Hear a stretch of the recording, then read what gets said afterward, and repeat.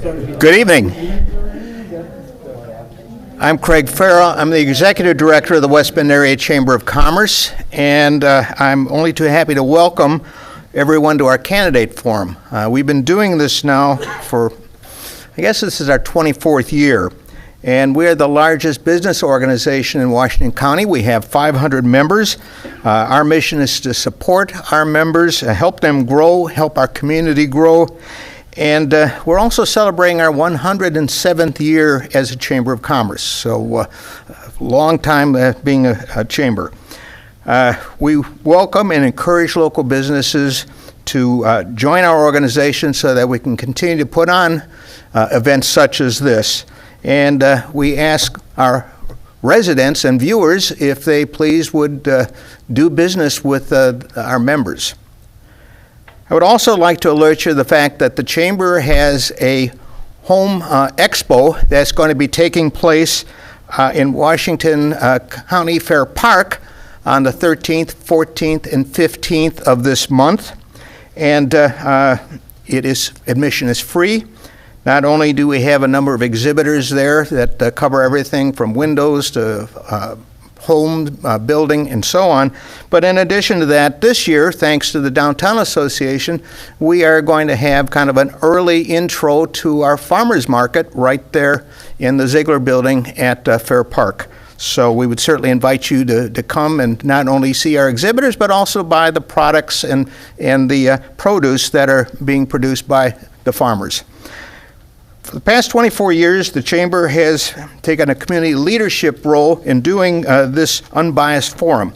It provides voters with an opportunity to meet the candidates and to listen to their views, and to give the candidates the opportunity to answer questions of general interest to the voters.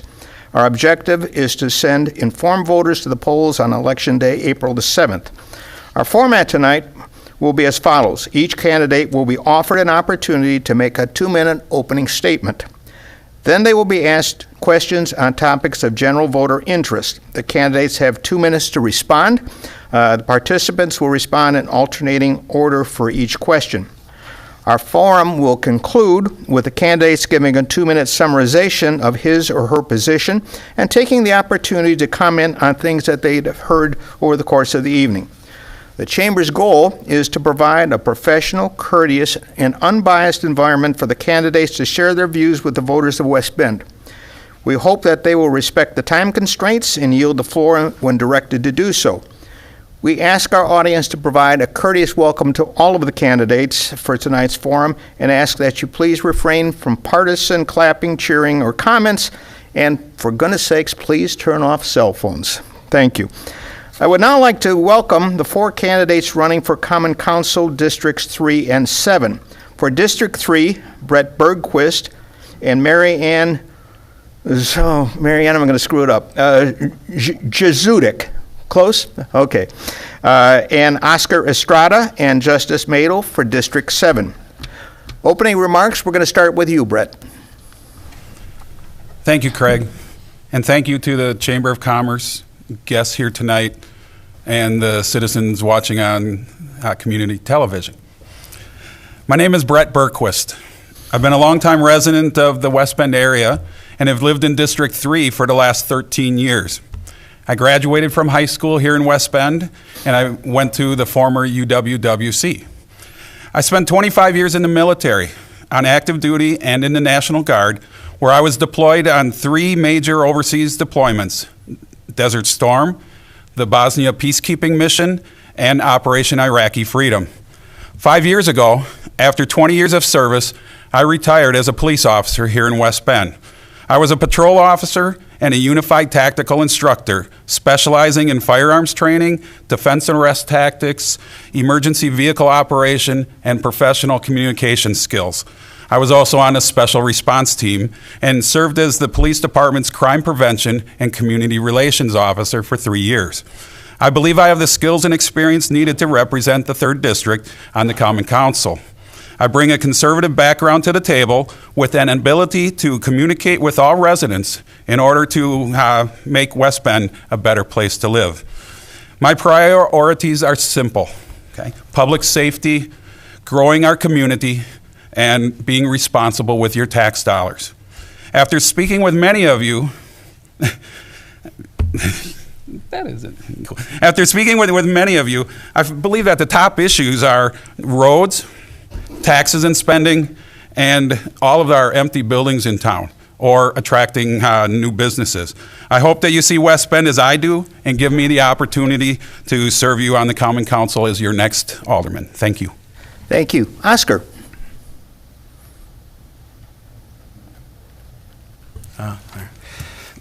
Good evening, residents of West Bend, and thank you, West Bend Area Chambers of Commerce, for the opportunity to introduce myself as candidate for alderman to District 7. My name is Oscar Estrada, and I am a native of Chicago and have lived here in West Bend District 7 for the last 11 years. My wife and I have been married for 23 years and have two girls, a 17-year-old attending DSHA and a 13-year-old attending West Bend West next year. Both girls attending St. Francis Cabrini, and we are currently at both parish at St. Francis Cabrini and St. Mary, which is District 7. I am a Eucharist minister at both. I have recently become a member of the Knights of Columbus. For the last 21 years, I have been traveling around the world working with billion-dollar companies and private equity firms to help grow their business by taking costs out through working capital and increasing productivity with labor reduction. Without labor reduction. I received a Bachelor's of Science in Business Operations back in October of 1996 and received 2 Master's Black Belts in Lean Six Sigma, one in Automotive and Industrial in 2001, and another in the Aerospace Industrial in 2006. I have trained certified over 2,843 white, yellow, green, and black belts in 9 countries, 11 different industries, and over 21 languages. I have been a member of 6 different boards of directors, currently into 2 today. To drive results from a business perspective, I'm proud to say I have been part of bringing business back from China and Mexico to the U.S. On September of 2019, my wife and I decided to make a change in our lives, where traveling weekly no longer it was an option due to our girls growing fast. So I found an account with a company here in Wisconsin, Pleasant Prairie. Even though it's a drive, I'm home nightly. With this change in our lives, it allows me to give back to the city of West Bend and my community by running for alderman and focus on what I do worldwide. Thank you. I'll save it for the end. Justice? Good evening, and thank you to the Chamber of Commerce, the Common Council, and the people of West Bend for this opportunity to reintroduce myself, Justice J. Model, your incumbent District 7 alderman. I am a proud son of West Bend and resident and business owner in Barton. As I suspected, having a full-time retail business on Barton Avenue has provided an excellent opportunity for constituents to walk in and air grievances, offer suggestions, or every once in a while pay a compliment. I grew up just north of 33 and spent my childhood fishing the Milwaukee River, swimming at Regner Park, and getting an education in the West Bend school system. My father was a professor at UWWC and mother worked in the art department at Serigraph. It was an easy time and easy town to grow up in. As our city grows, so grow the complexities. We are faced with ever-increasing calls on our public safety departments. Our increase in population and industry brings with it increased pressure on our police and fire departments with little to no increase in staff. We have to be realistic when it comes to keeping our city a destination for new residents looking for a safer place to live. I believe in keeping our streets safe for foot traffic, auto traffic, and bike traffic alike. I look forward to working with whomever might be our new mayor and will undoubtedly be asking for a new plan when it comes to our roads. It doesn't take exploring our city long to notice the increased road decay due to heavier traffic as our population and industry increases. As an active member of the HBBA for the past 7 years and chair for the past 2 years, I have been working diligently to improve the living and business environment in Barton, generating funds through multiple public events, developing close personal relationships with fellow entrepreneurs and residents, and doing all I can to make historic Barton a safe, clean, and vibrant part of the city. Taking care of my father until he passed from Alzheimer's, my wife through her battle with breast cancer, I also believe it offers me a broader perspective and sense of compassion for my constituents. I know this election is not about me, it's about the people of District 7 and West Bend in general, maybe looking to keep an alderman that's not afraid to speak up for his constituents and take a hard line on getting things done. In conclusion, again, I thank you for this opportunity to participate in our democratic process, and I ask that you vote for Justice for All on April 7th. Thank you. Marianne? Good evening. Thank you, everybody, for coming here to listen to us, and thank you to the Chamber of Commerce for this opportunity. My name is Marianne, Utech, and I'm running for District 3 Alderwoman. My story is a little bit different than everybody here because I have just recently moved to West Bend from a rural town in western New York. I moved here to be closer to my children, and I picked West Bend because I like it. It's a beautiful place to live. So I think it's an advantage, actually, for me to not have been here very long because I have a clean slate, I have no agendas, and I can look objectively at the issues that are presented here in the city. I am a part-time employee at the West Bend Library, so that means I'm an employee of the city, but I checked with the city attorney, and he says that's okay, and of course I would not vote on any issues regarding or concerning the library. I'm running because I want to be an active, contributing member of this community. In New York, I didn't have any close neighbors, and so I really am enjoying living here and being part of this community and being active. And I would like to serve the community in this time right now. I do have some experience with local government in New York State. I was on the Board of Zoning Appeals and a couple of committees. My career experience, I think, also gives me some skills that would be helpful to serve this community. I started out in my career as a manufacturing engineer at Eastman Kodak Company. I was a stay-at-home mom. I retrained as a high school math teacher, and I recently retired from a precision optics manufacturing company where I was involved with workforce development and the apprenticeship program there. So I think all those skills would help me be an effective member of the Common Council. Thank you very much. Thank you. Okay, first question is going to Oscar. What qualities do you bring to the City Council that would benefit your district and the community? Well, with 29 years of experience, and the Lean and Six Sigma element allows me to work with subject matter experts in different fields and organizations, including from customers through the unions of certain plants through even supply base. So the way I look at it from my perspective of representing District 7, there's 8 districts in the city of Wisconsin or West Bend. I would apply to be able to work with everyone to be unite and get everyone's ideas, especially being outside from West Bend, not being raised here or know the people of West Bend. I would spend more time listening and getting their ideas and then looking at the opportunities to say how we can get driven facts to get to the point where we need to be able to improve our objective, which is obviously grow West Bend. In a matter of looking at it from what we use in the lean world is safety, quality, delivery, cost is public safety, the quality of our products, of our people, our business, and then delivering results of being able to drive the cost out, managing our budget to be able to work with the other 7 aldermen, and then working with our future mayor to ensure that we're doing the right thing for the residents and the people of West Bend. Thank you. Justice. Could you repeat the question for me one more time? I'm sorry. Certainly. Thank you, Craig. What qualities do you bring to the City Council that would benefit your district and community? Okay, that's what I thought. Like I mentioned in my opening statement, as I suspected, the salon, the shop that I have on the corner of Barton Avenue and Roosevelt, has been instrumental in being an alderman for District 7. I've got 15 to 20 people passing through my chair every day, most of which live in the area, so I've got a direct line to how my district feels about any particular issue, and there's really nothing more I need to say about that. Marianne. My experience has allowed me, enabled me to become a good problem solver. That was true in the manufacturing experience as well as being a high school teacher. Even a stay-at-home mom helps me be a good problem solver. In addition, I've learned to communicate with many different kinds of people, from people making the product in a manufacturing company to parents to high school students. So I have a broad background, and I'm a good listener and communicator. In addition, I think my experience in manufacturing has given me an appreciation for spending money wisely, as well as my own personal preference to be very careful about the money I spend. So I would treat taxpayer money like I do my own and spend very carefully. Thank you. Brett. Personal qualities. Well, I think the number one thing is being able to work as a team. The fact that working as just an alderman, you know what, you're just one person in the team. that sits up here with 7 other individuals, the mayor, the city attorney, the city administrator, and just a whole team that's out for one purpose, and that's to serve the city and the citizens of the city.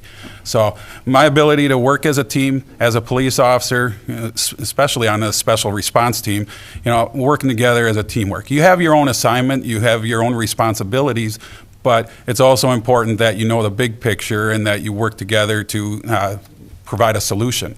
My abilities to communicate, being a police officer, you know it's tough, and I'm not going to pat myself on the back, but you know what? There are situations where you have to be able to think on your feet, and you have to be able to react quickly, and you have to be able to gather information and make a decision based on what information that you have.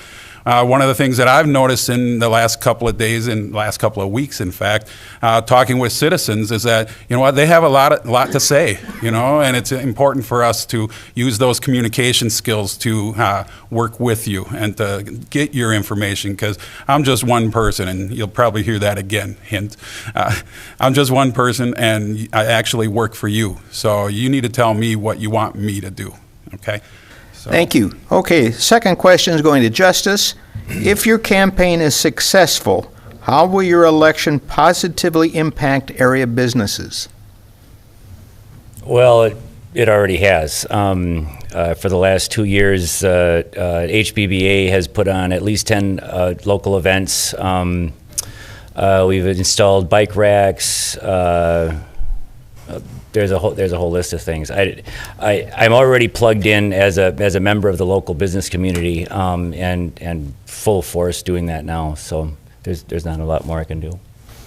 Thank you. Marianne, same question. Well, I have some experience in business, working for different companies. I think that the residents of the District 3 that I've talked to are concerned about the empty stores that we have. So I would work to try and change that.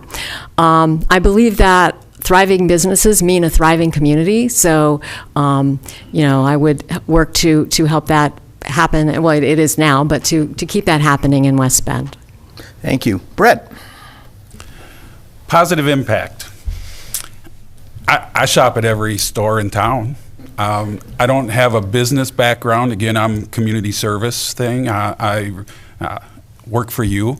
So as far as attracting business, again, getting back to the teamwork standpoint that I emphasize, being able to work as a team, take people's abilities and experiences, and to know that, I don't know everything, and to rely on others for information that can help out. Planning, things like developers agreements and special assessments and things like that are important for the community to move forward, and it's a tool to use. So it's important to gain information, gather the information before jumping to conclusions and going off on your own. Again, you're working as a team. You see all these chairs up here. They're full on a night of common council meeting, okay? There are people sitting here.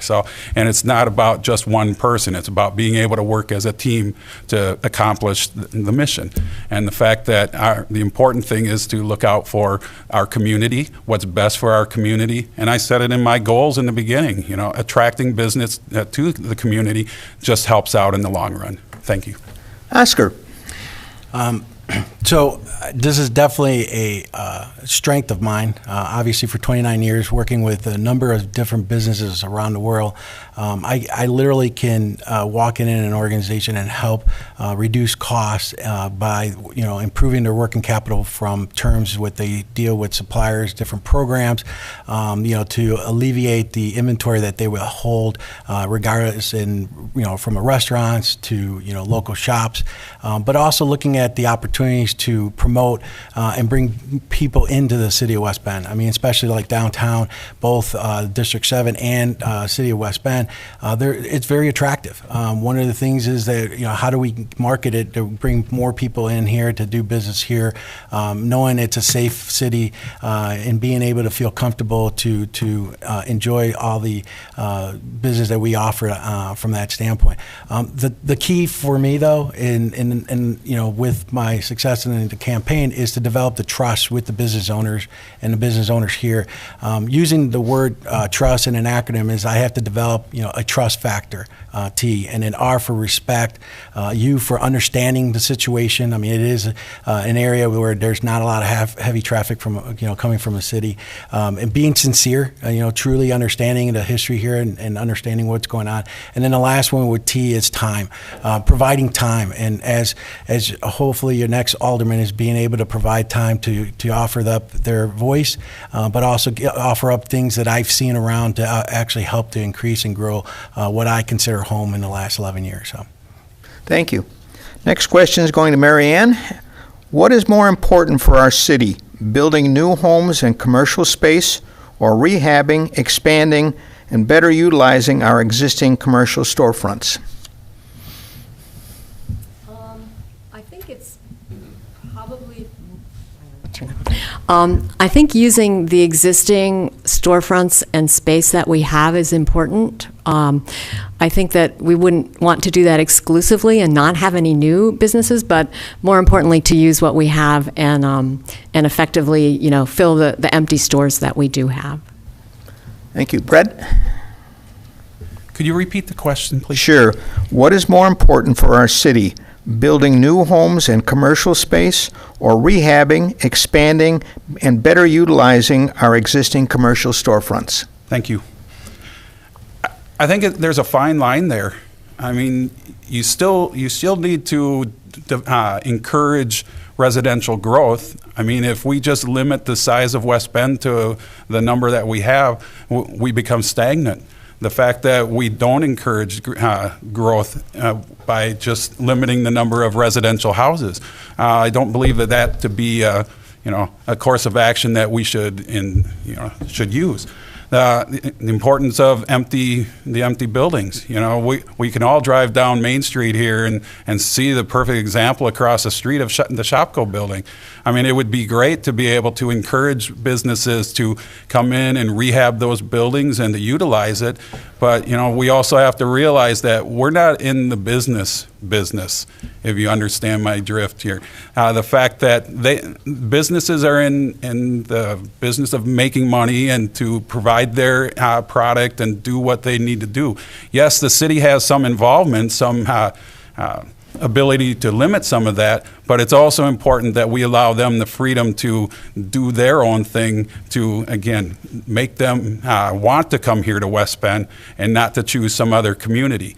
It's so easy for those businesses to find a community that may be more receptive to their ideas, maybe more receptive to their concepts, and less receptive to how West Bend really wants things to do or be used. So I think it's a fine line. You have to work together. Again, teamwork seems to be a common thread in my theme, is that you have to be able to work as a team to be able to get to that point that you benefit the businesses and the community. Thank you. Oscar?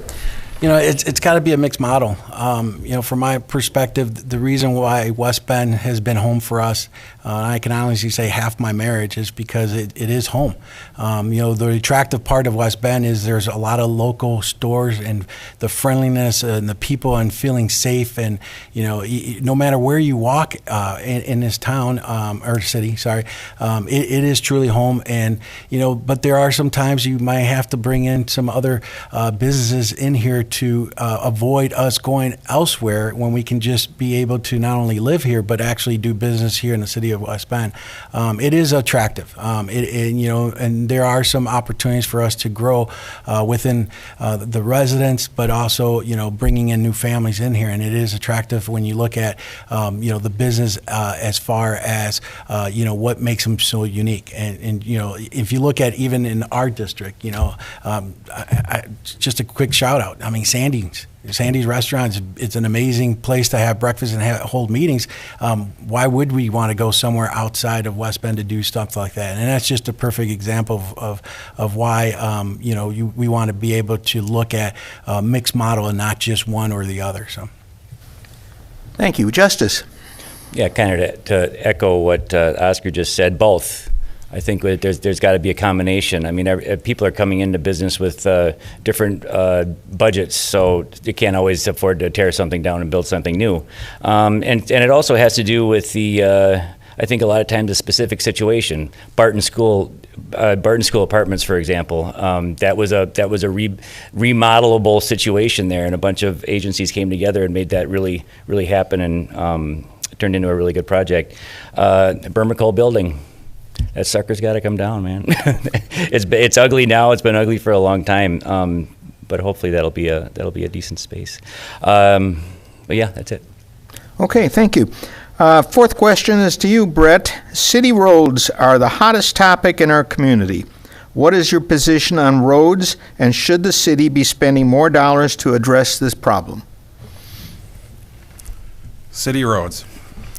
All you got to do is drive down one of them and get the idea of what we're talking about, correct?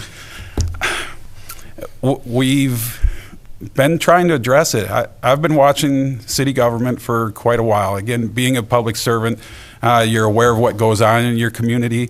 You touch base with the citizens of the community. You get input in the community, and the number one topic of discussion is roads. You look back in the several different forums such as this over the years, and what was the major topic is roads.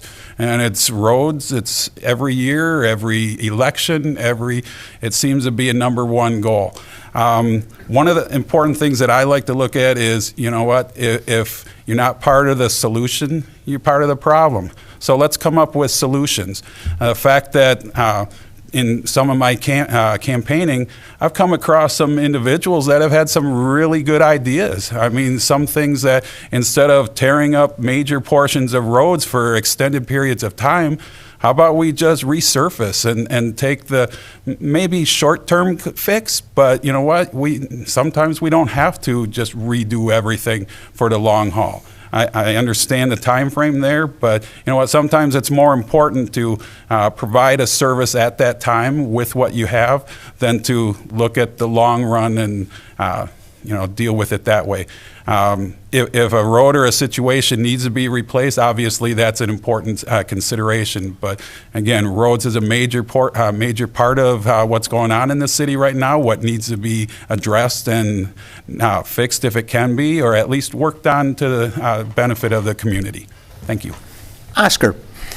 So with 3 vehicles in our house, obviously this is a hot topic for me as well. But when you drive, no matter where you drive in the city, there's obviously, if we can do an assessment by section, by district, and Pareto it by where the worst roads are based on volumes of vehicle, and then start putting a plan together, to look at how we're going to address it, and especially in my 2 years for campaigning, is one of the number one things that they've been tackling me every day is that what are we going to do about the roads, and the way I would look at it is maybe something a little bit different, and understanding how we've been doing it now with the developers, but look at it from a total cost of operating business with West Bend versus the lowest price, or someone we've done business with in the past, and truly get like a 3-bid quid process of looking at it from the level of service from projects they've done in the past, either local or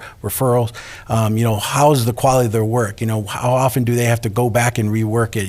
Is it 10 years, 12 years, whatever that is, and then rate them, and actually rate them and have a data-driven to support that this is the choice of builder that we're going to have to fix the roads, timelines and section. But my proposal would be by Pareto by district. So we're not just focusing on one area, but actually the all corners of West Bend, so we can satisfy and please all the residents. Sorry. Justice?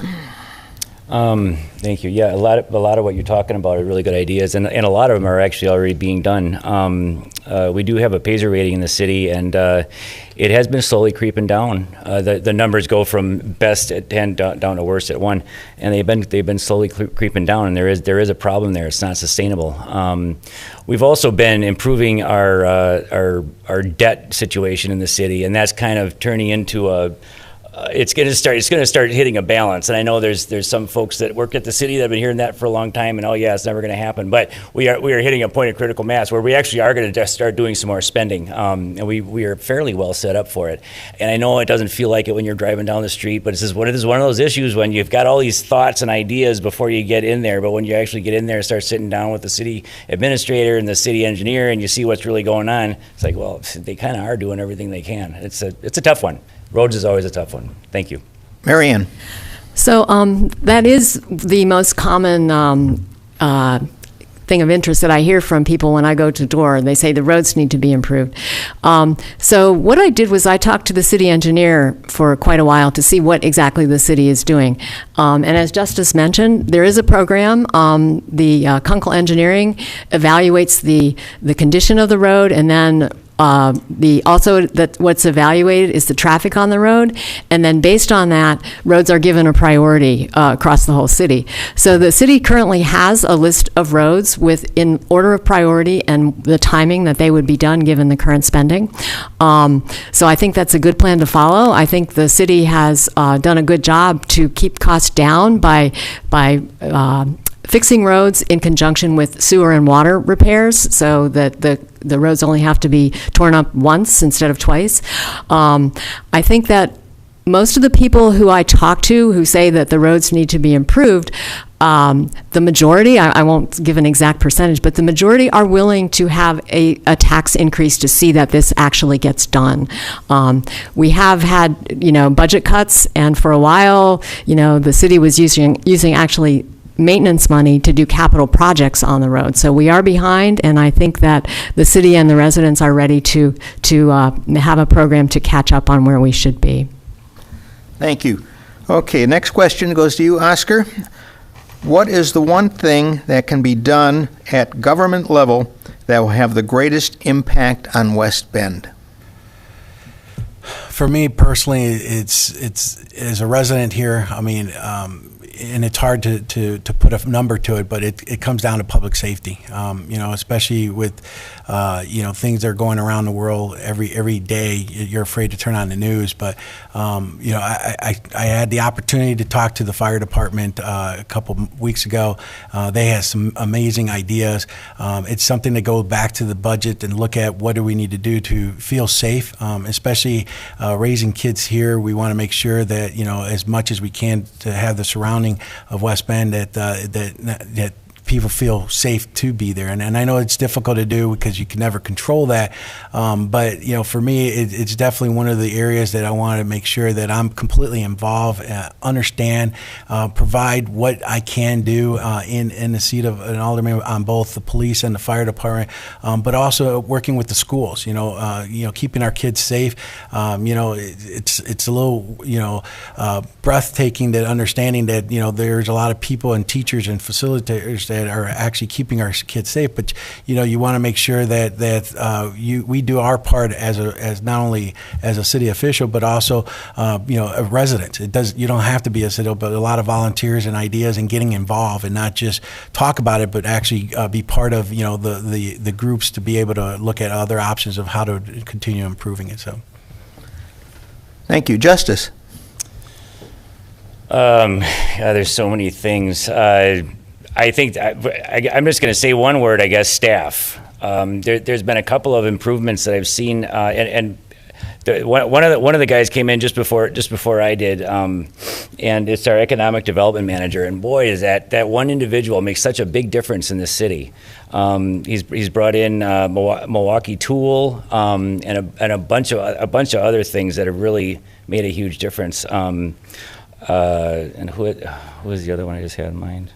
And then we've got a new marketing person, Jessica, and she's already gotten a certain business in town on board with HBBA to help us with Barkin and Barton. So, and that's the kind of thing that she's not really even tasked to do. I think having the right people in your staff is crucial. Can make the biggest difference. Marianne? The first thing that comes to my mind is actually communication. I think that a lot is going on in the city that the residents if they knew a little more detail on the organization and how things work, they can make better informed decisions. So, for example, like I just mentioned, on how it's decided what roads will be fixed, or, for example, how the repair for roads is assessed to different areas, and how the statistics are for safety in the city. How many calls are the fire department and police department getting? So I really think it starts with communication, so that the citizens can really know what's going on and make informed decisions. Thank you. Brett? I think I get back to my key word of teamwork. Teamwork is so important, and that involves you, the citizens of this community.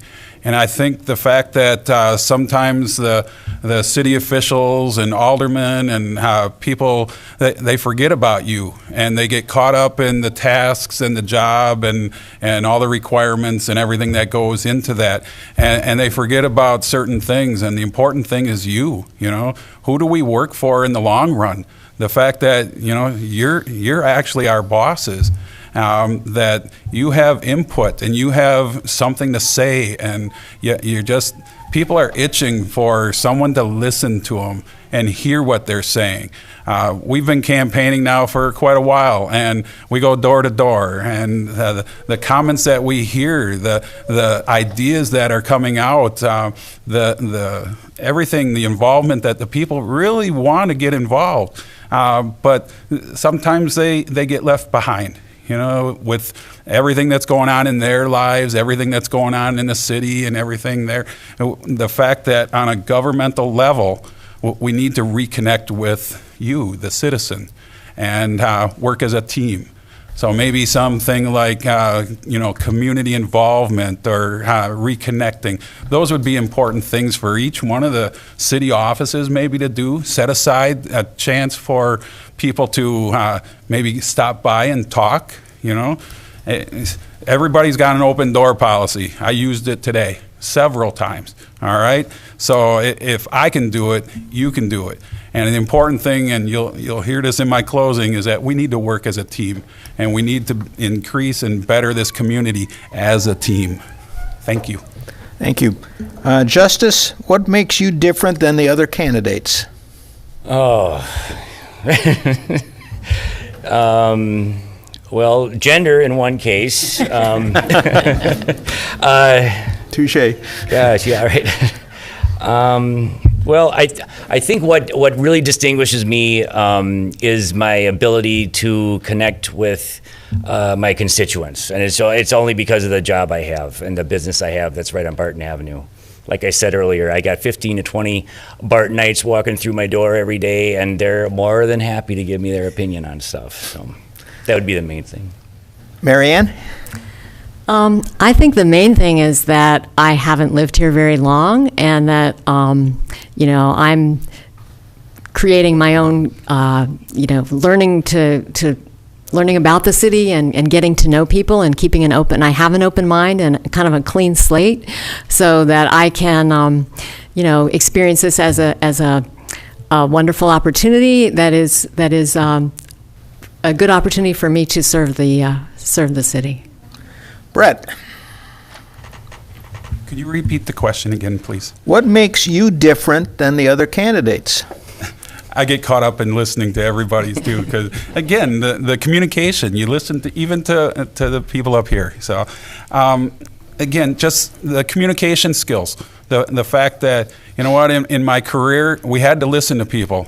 We spent time. It was important that we gathered all the information before taking action or making a decision.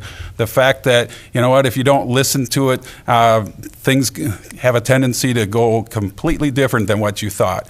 So the importance of being able to listen and hear and be able to act then on that in a manner that benefits not only me, but also the person that I'm talking to.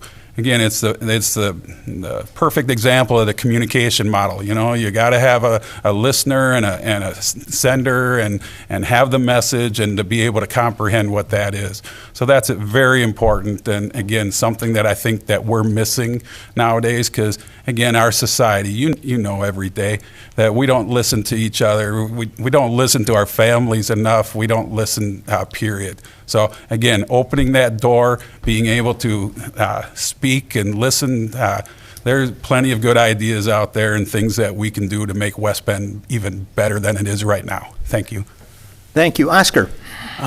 It probably comes down to two things. One, apparently, no one knows me. I've never been around, so this is the hard part. Was other than my wife, everyone knows her.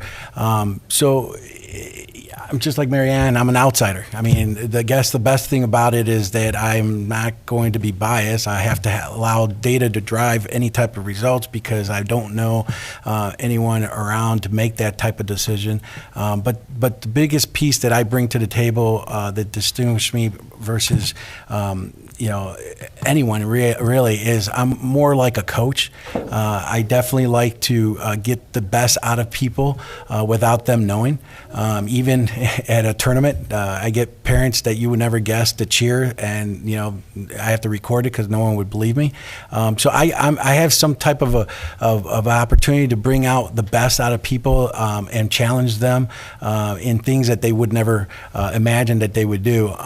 But I am also a pain in the butt because I ask a lot of questions, because for me to be able to understand what their strengths are, I need to understand who they are and what they bring to the table. And to be honest, that's what I would be doing, is not only from the residents of District 7, but all of West Bend. I mean, the more you see me, even at stores, I will take that time, to talk, to listen, to understand, and help to see what else we can do to support not only District 7, but the other 7 districts within West Bend. So.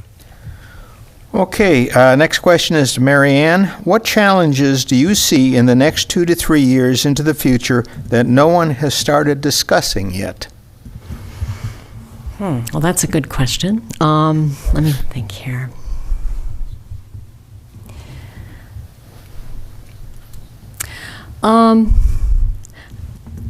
I think that there are possibly some issues that need to be addressed with safety in the community in terms of some of the equipment that we have. The radios are not, I'm not totally sure about this, but I'm just beginning to learn about the radios need to be updated so communication can be better between the different departments in the city. And with the budget cuts and the reduced spending that we've had to do in the past several years, I would really like to make sure, and I haven't heard this too much, that the fire department and the police department are funded adequately and have everything they need. And so I think that's something that has not been discussed a lot recently. Brett? I just wrote down my response. It's like, where do we want to go? Where do we want to go from here? Everyone, up here, we've talked about things, what are our priorities? What are our intentions, our goals? Roads and taxes, spending, attracting new businesses. It's like, but the question still comes down to you. The fact that where do we want to go? Where do you see West Bend in the future? And do you want that? I mean, do we want to be a community that's known for our parks and our recreation, or our businesses and those kind of opportunities, or a place that you want to raise your kids and feel safe doing that? Those are the important things that, we're up here, we have opinions just like all of you, but again, we're asking for you to vote for us, and we want to work for you. So again, it gets back to the campaign and the information we're gathering and the time that we're spending talking to you, the citizens, that gives us the guidance to move forward. We can all fix the roads and we can all provide all the services that you want. Again, it's up to you. You need to give us some guidance to see what you actually want, because this is your community, not just mine. Thank you. Oscar? One thing that stands out for me in District 7 would be Barton Park.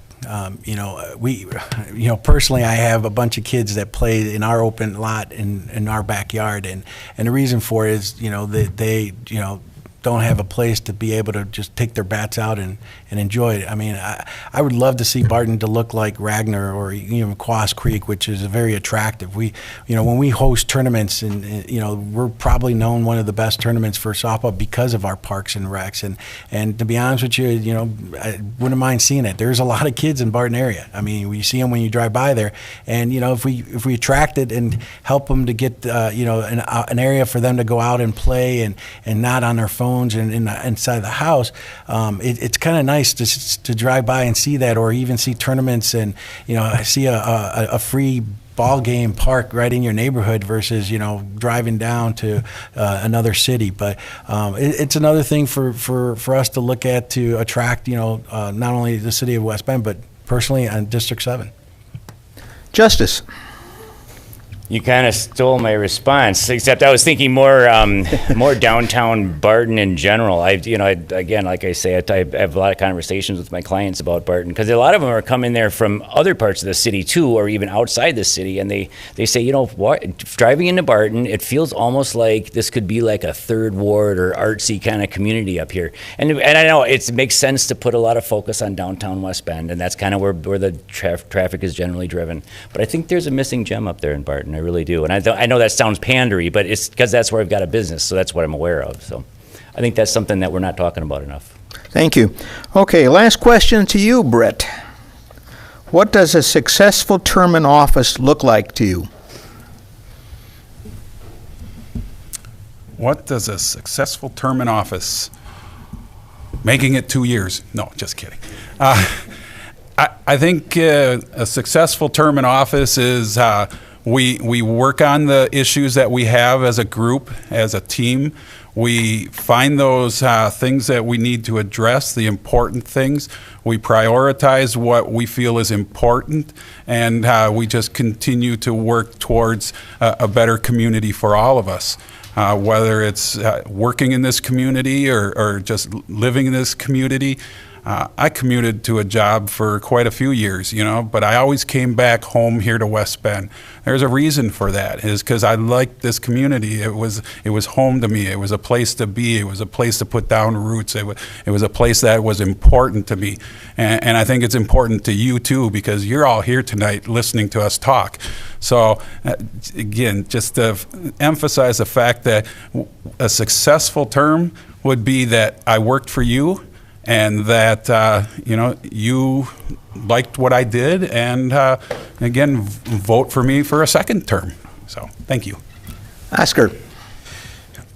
So for me, it's, again, building the trust with the residents of District 7. So I would obviously start off a monthly forum where I would meet with them and then grab a list of all the concerns and issues, even though I may not be able to address them, but at least provide them feedback of where they're at. So what I would be doing is, if, for example, if there's 20 and I got 19 divided by 20 would give me a percentage of success that I'm actually listening and reacting to the actual residents of District 7.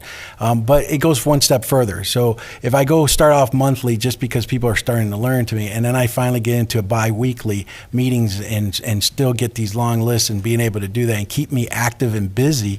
And then for me, being a successful means we go to twice a week, meaning one, I've developed a relationship with them. Two, I'm getting more of them to voice their opinions and ideas of what we can do as a community. Three, I actually be able to provide support and help them to not only grow as an individual, but in any type of business that they're working on. And four, most likely to be able to look at how do we increase more activities for all ages. Except for me, learned recently that I just gotta stay away from exercise, but for other people, utilize our facilities like Boys and Girls Clubs, the YMCA. We have things there, including the parks that during the winter season that we need to be able to be more active, and just being able to provide myself with my own report card as far as the number of activities and actions that residents wants me to work on, and how many did I actually close, and versus how many that I need to still continue to work on, so I could grade myself if I was a successful alderman or not. So. Justice. I think you set me up for this one, Craig. The last 2 years, I would say, have been very successful. We've done a bunch of things up in Barton, and most of the people that know me or are paying any attention are very aware of this. We installed new banners that people can buy. We put up on the light poles. We've got new parking lines painted on the roads. We installed new bike racks. We renamed the I can't remember what it was called, but now it's called the Firefighters Memorial Bluff, and we installed a memorial there for the firefighters. We purchased and installed new Christmas decor, and I was able to acquire the old Christmas decor from the bid board downtown.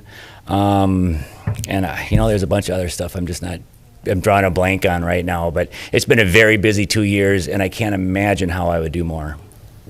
Thank you. Marianne? I think success for me would be to have a good relationship with the residents of District 3 so that they trust that I will investigate and take care of their concerns, whether they be something like, concern that the plow is not going around the cul-de-sac the whole way like it should, to, improving, getting rid of the empty stores that we have, so that they know that I care about what they care about and that I will do my best to see that it gets done. Thank you.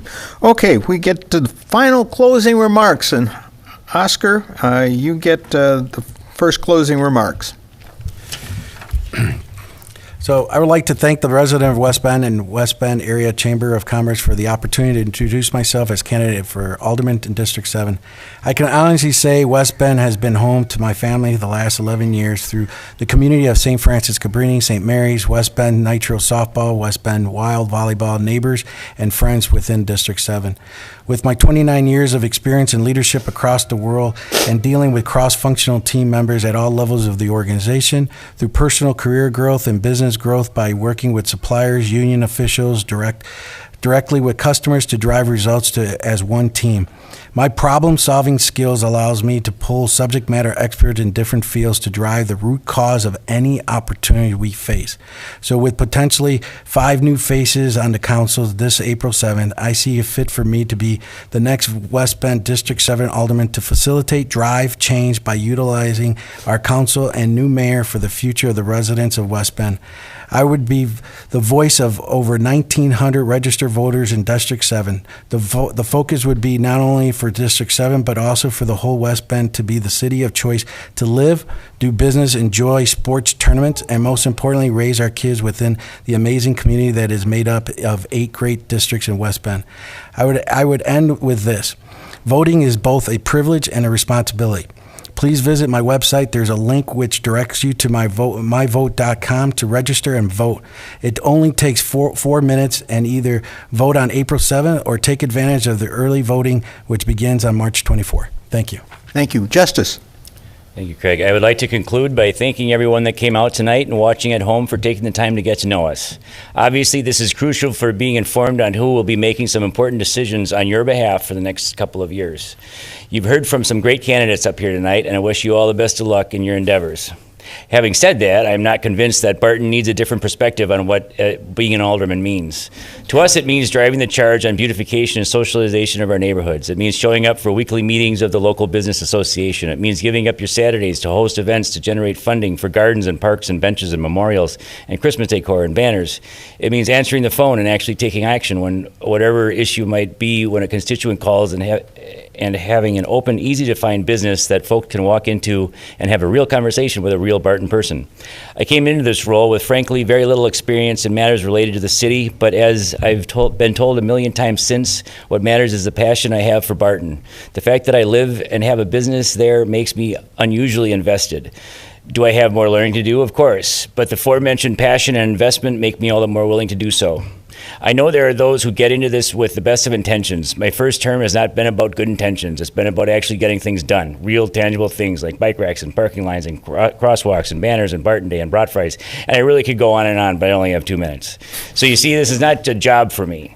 As corny as it sounds, it really has become a way of life. So if you want to redefine what being a Barton alderman means, you really should take all of this into consideration before because I believe the good people of District 7 like who they have and intend to keep them. For that matter, I encourage all of you to visit and like my Justice Model District 7 Alderman Facebook page. And April 7th, get out and cast your vote for Justice for All. Thank you very much, and I encourage you to stick around and check out the rest of the April 7th ballot. Marianne? So I want to thank everybody for coming tonight to hear us and get to know us. I think that in just having moved to West Bend, I have a different perspective and I have a clean slate. I can look at things objectively.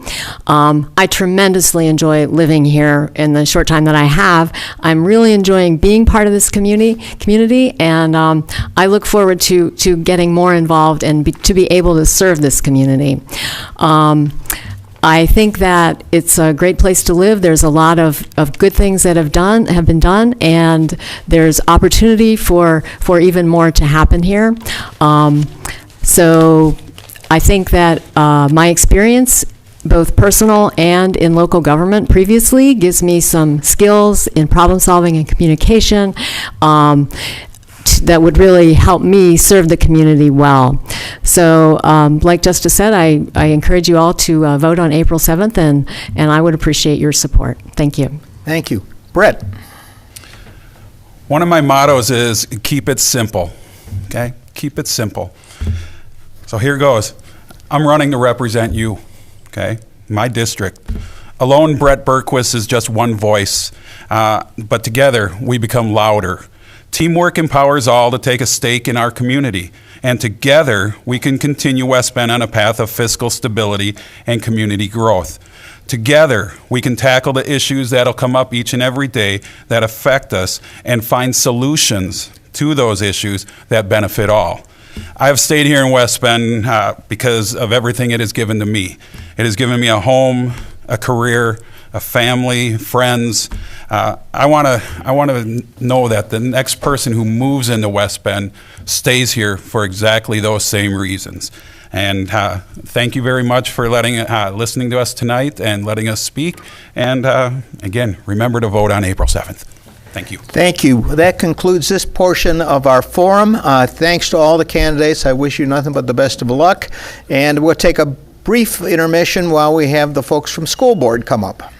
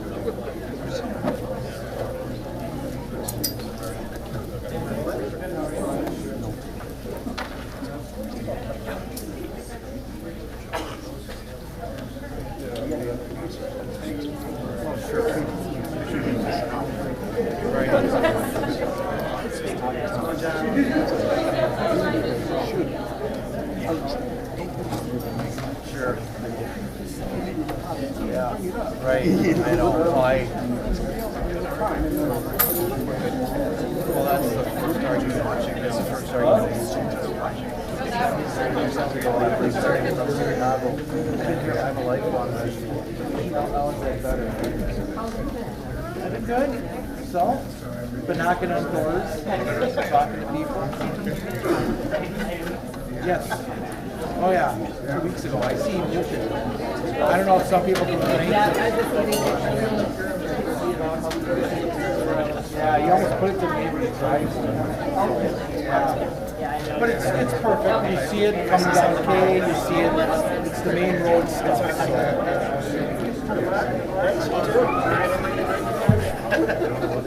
See, I like your money. You want more of it? Okay. I'm only here for the last one.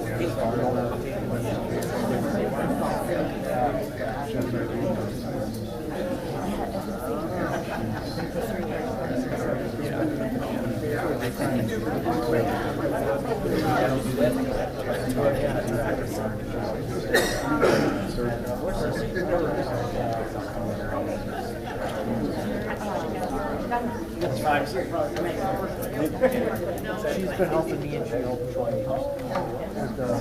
She's now an alderman.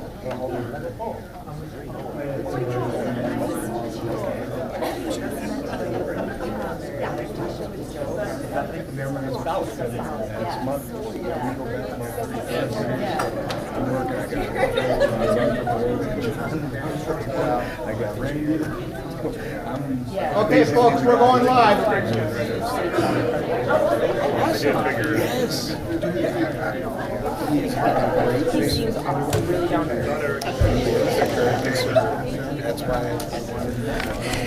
Okay, good evening to those that are just joining us. I'd like to welcome the 4 candidates that are running for the 3 seats on the school board: Jody Gian, Nancy Justman, Tani Schmidt, and Joe Ungert. Thank you. Welcome, everyone. And opening remarks, we'll start with you, Jody.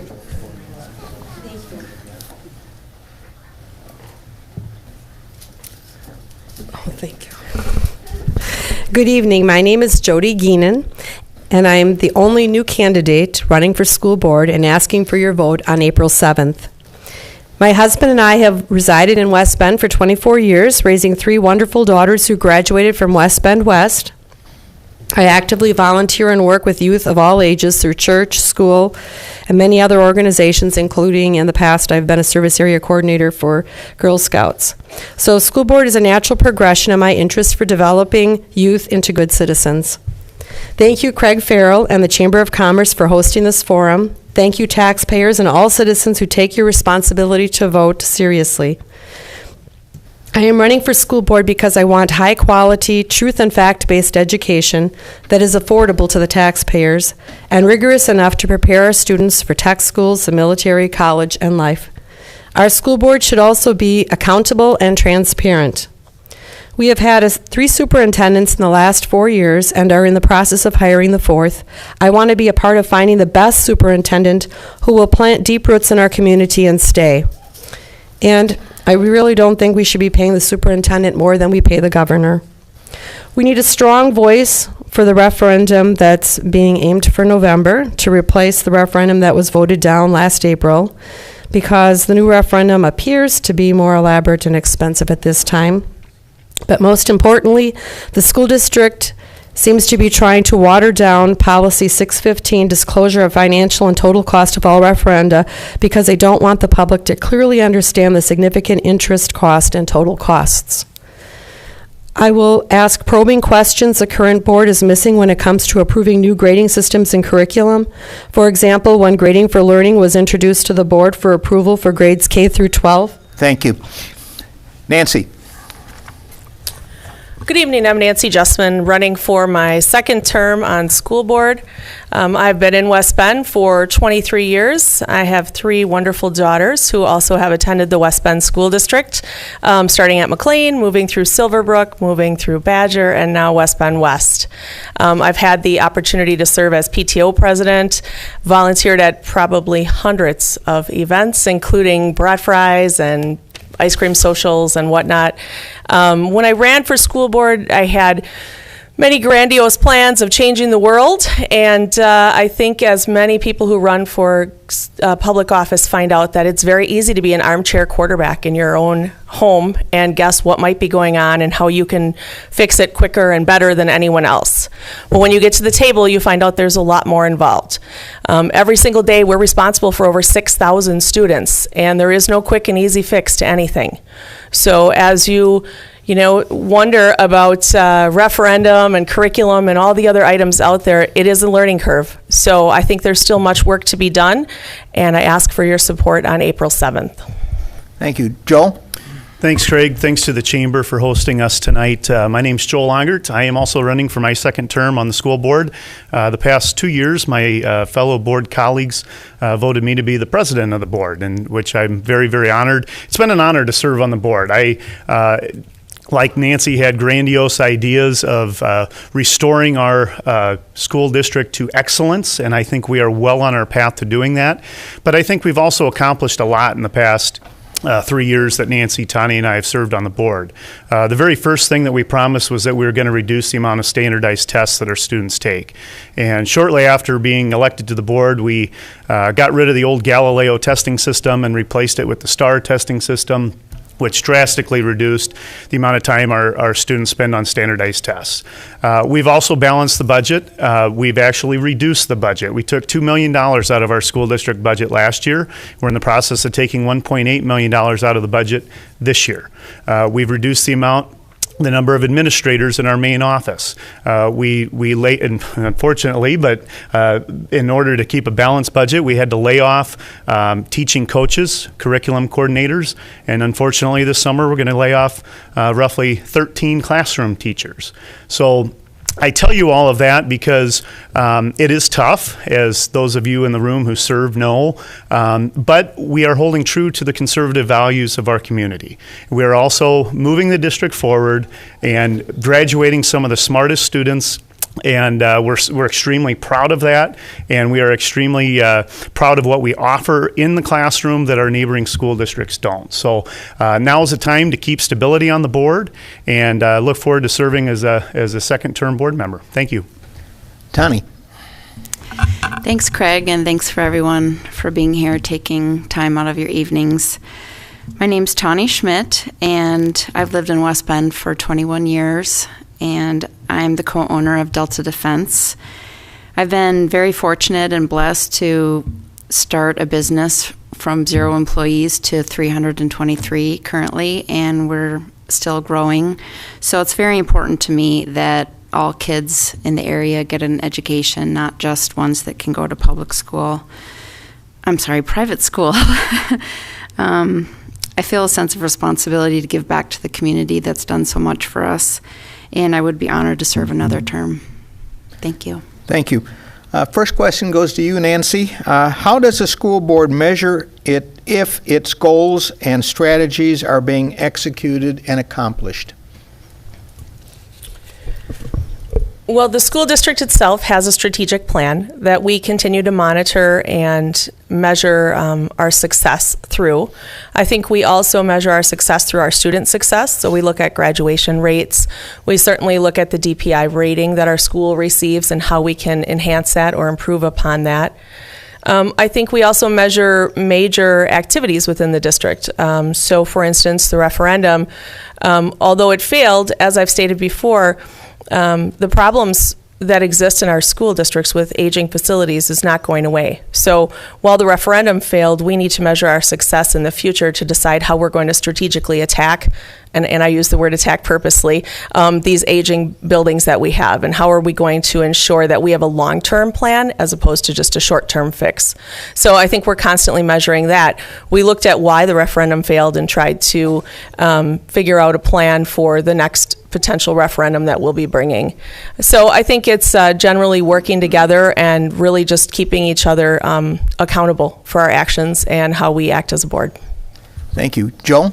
Yeah, certainly our state report card is a measure of success. It's a very public measure of success. Our state report card for the West Bend School District has been improving, and but I caution you that standardized testing certainly is not the only measure of success. Another measure of success is certainly listening to what our community wants in a school district.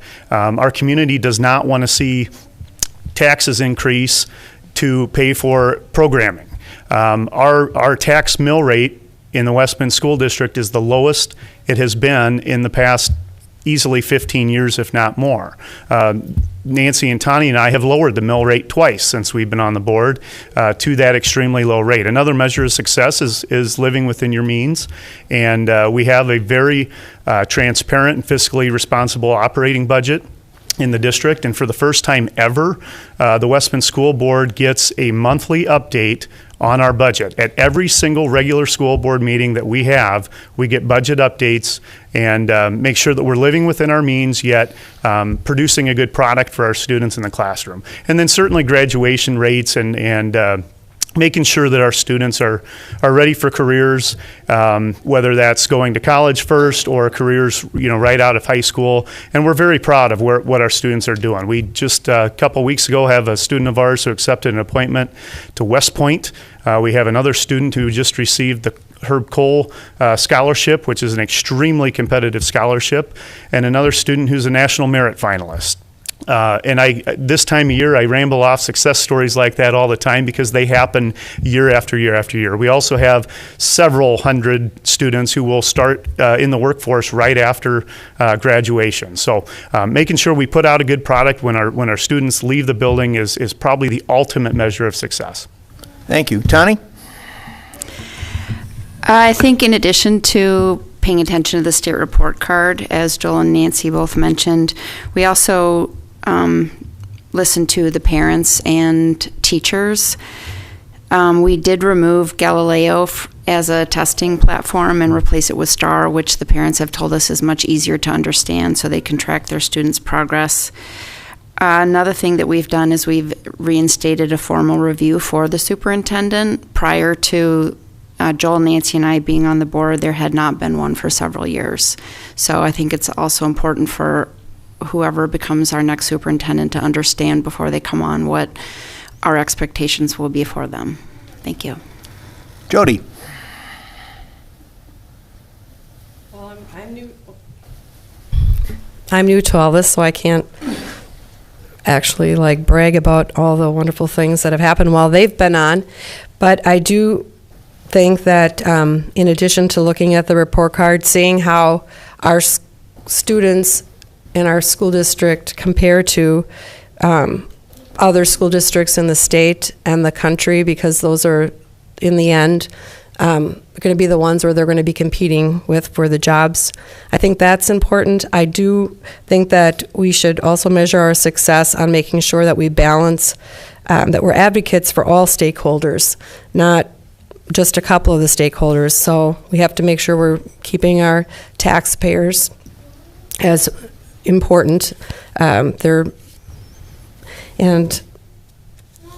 well as the students, the teachers, the administrators, and some of the local businesses and stuff that are also partners with our high school and our other schools. Thank you. Okay, next question is going to Joel. After several years of virtual oblivion, Common Core has popped back up in the local media. In your opinion, is it working or should it be abandoned? I would love to see it abandoned. That is certainly easier said than done. It would take a lot of work to completely abandon the Common Core standards that the majority, if not, more like 95% of public schools in Wisconsin follow.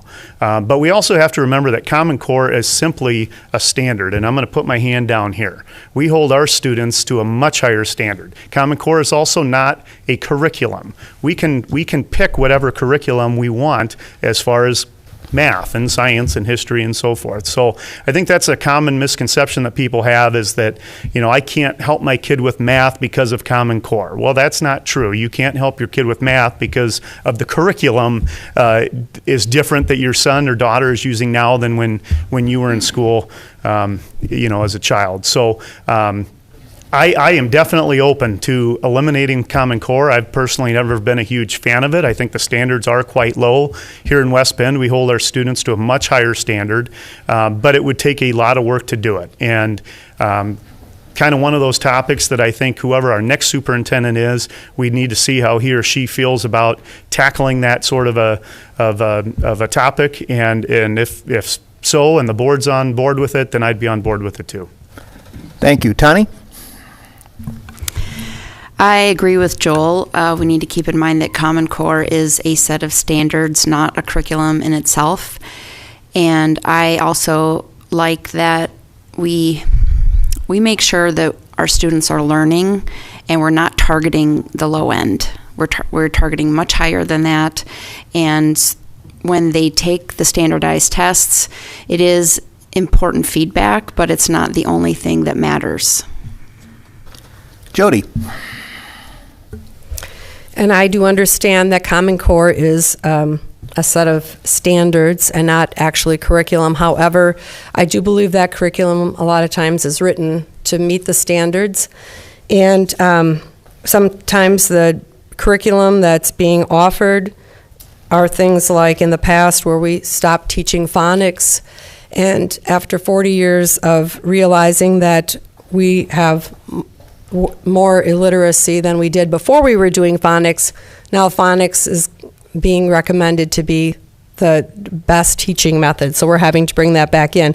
So I do think that, and I do know that there are school districts that say they're getting out of Common Core, and really they're still in Common Core, they just have another name for it. But I do think that it's important that that we do keep an eye on the curriculum that does come before us, and I know that the school board does have to take a look at the different curriculums. They have to approve the curriculums. That's been part of the school board meetings. So I guess going back to that, with the grading for learning was introduced to the board for approval for grades K through 12, which eliminates the traditional 100-point grading system.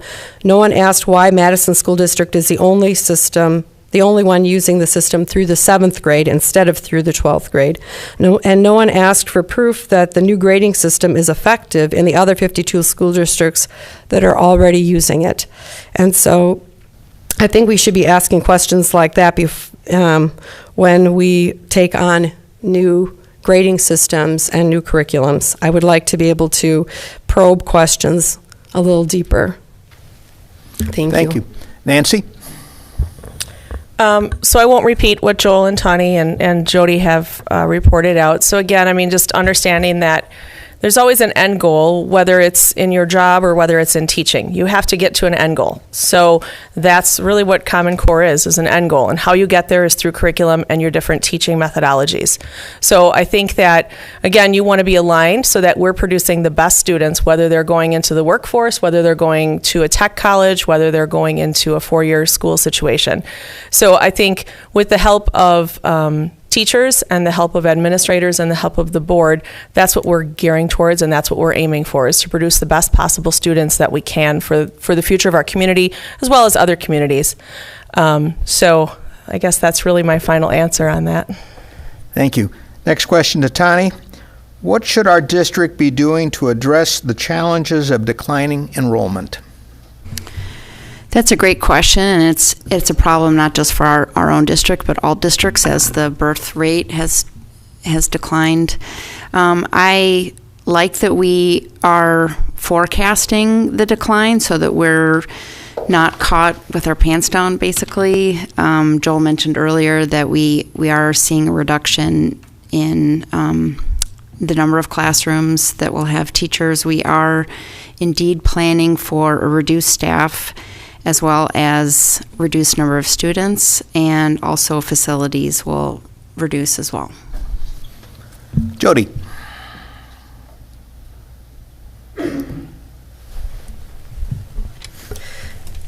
So yes, I understand that we do have a declining enrollment, and that is one reason why the original referendum, it was good that it was voted down, because originally the facilities that they had planned were at like 180 or 190 square feet per student, and there has been math done out in the past that said that students only need 100 square feet for effective learning.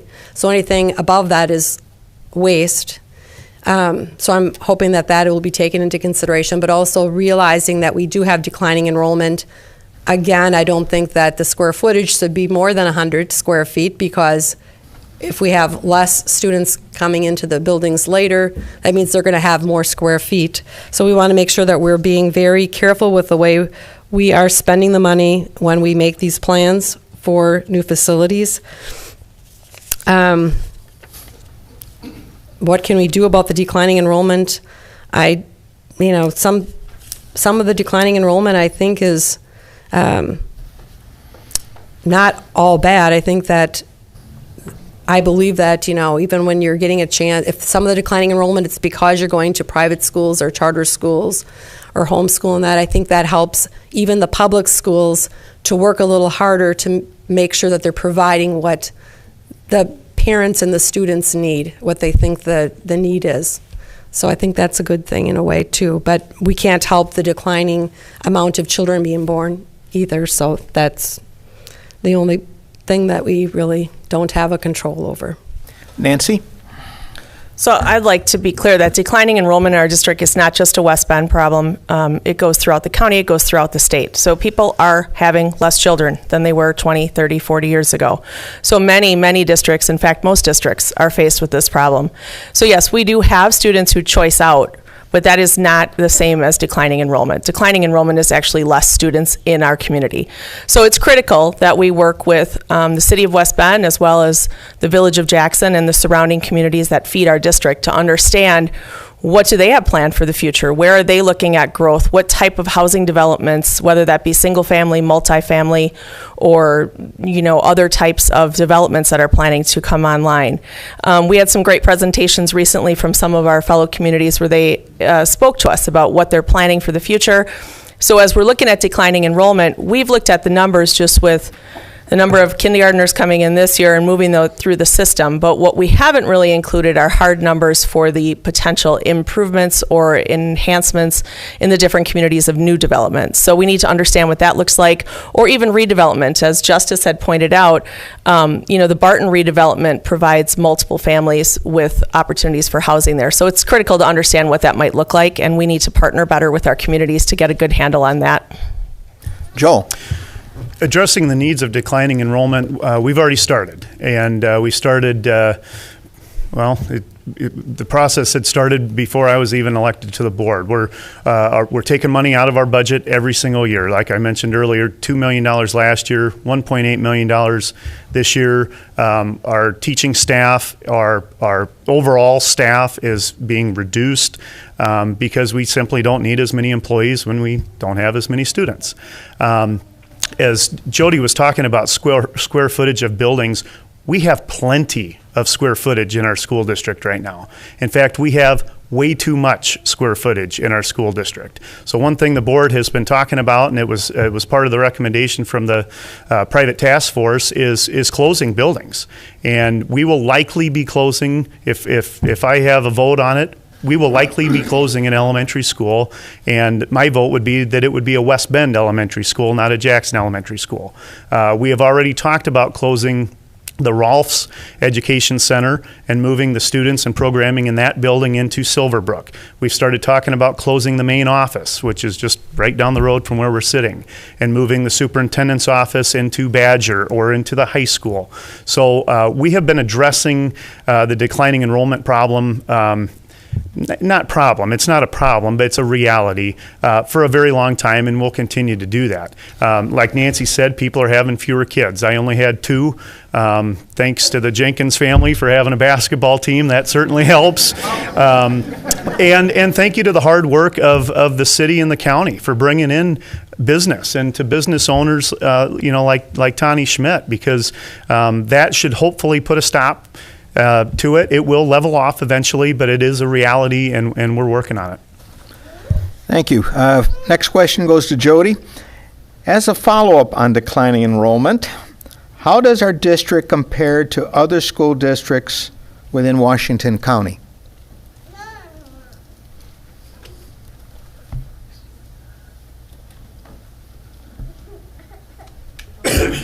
Okay, can you repeat the question one more time?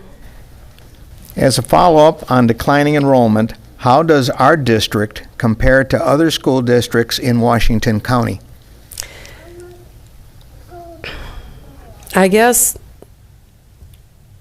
I don't know, I'm not really exactly sure what this question is getting at, but I'm not sure if it's like, do we have fewer students than other counties, or is our school district doing better than other counties? I know that my children did well going through West Bend West High School, and of course that means they also had to go through part of West Bend East High School, and they're all very productive and doing great things with their lives right now. But I have heard that that there are people that are choicing out to other school districts as well for different reasons, and so I don't know if that means that their enrollment is up or not, but I don't think that it's really too big of a worry.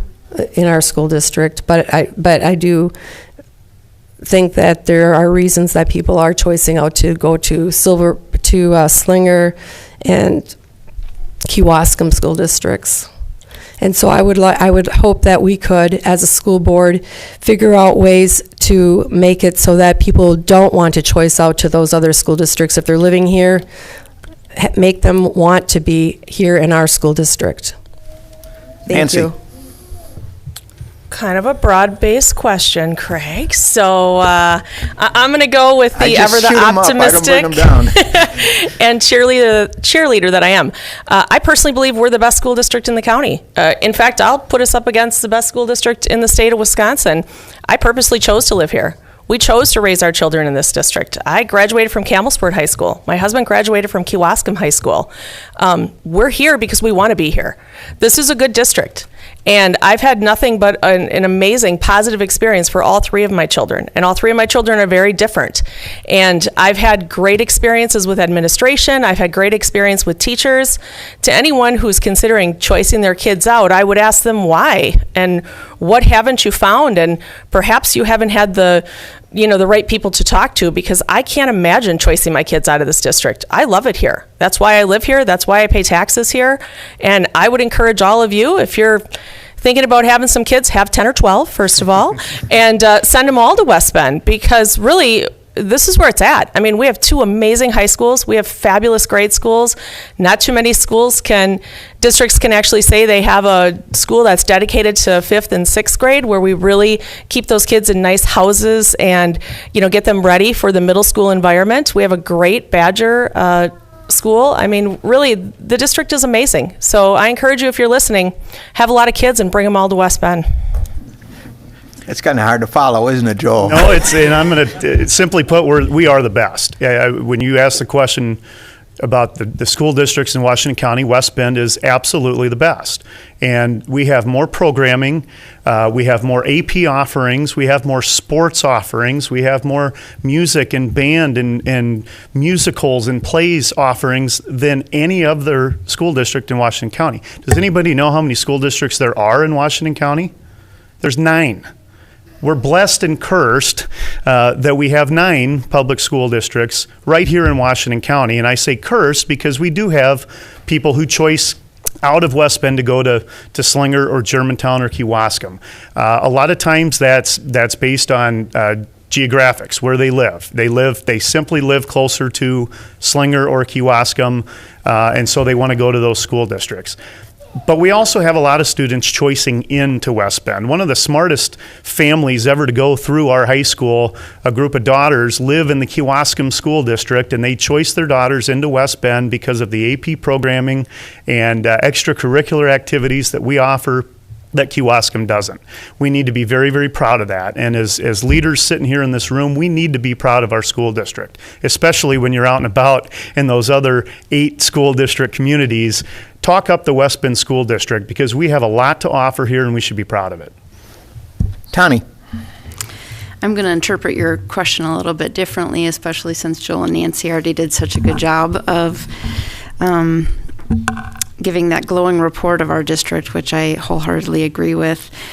I feel like our neighboring districts, their strategy for dealing with declining enrollment is different than ours. They are building bigger and more facilities, whereas we're intensely aware of our community's desire to either rehab or sell existing communities. The new library project at the high school is an example of that.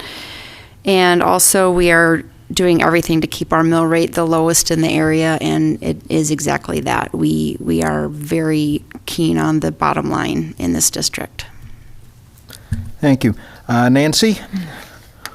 Where do you see East-West high schools issue in the next 2 to 3 years, especially considering an expectation of the future decrease in enrollment? Well, we all know this is a hot topic in our community, and again, I'll put out there I graduated from Campbellsport, so I don't, I bleed blue now because that's where my kids go, but I don't have the history.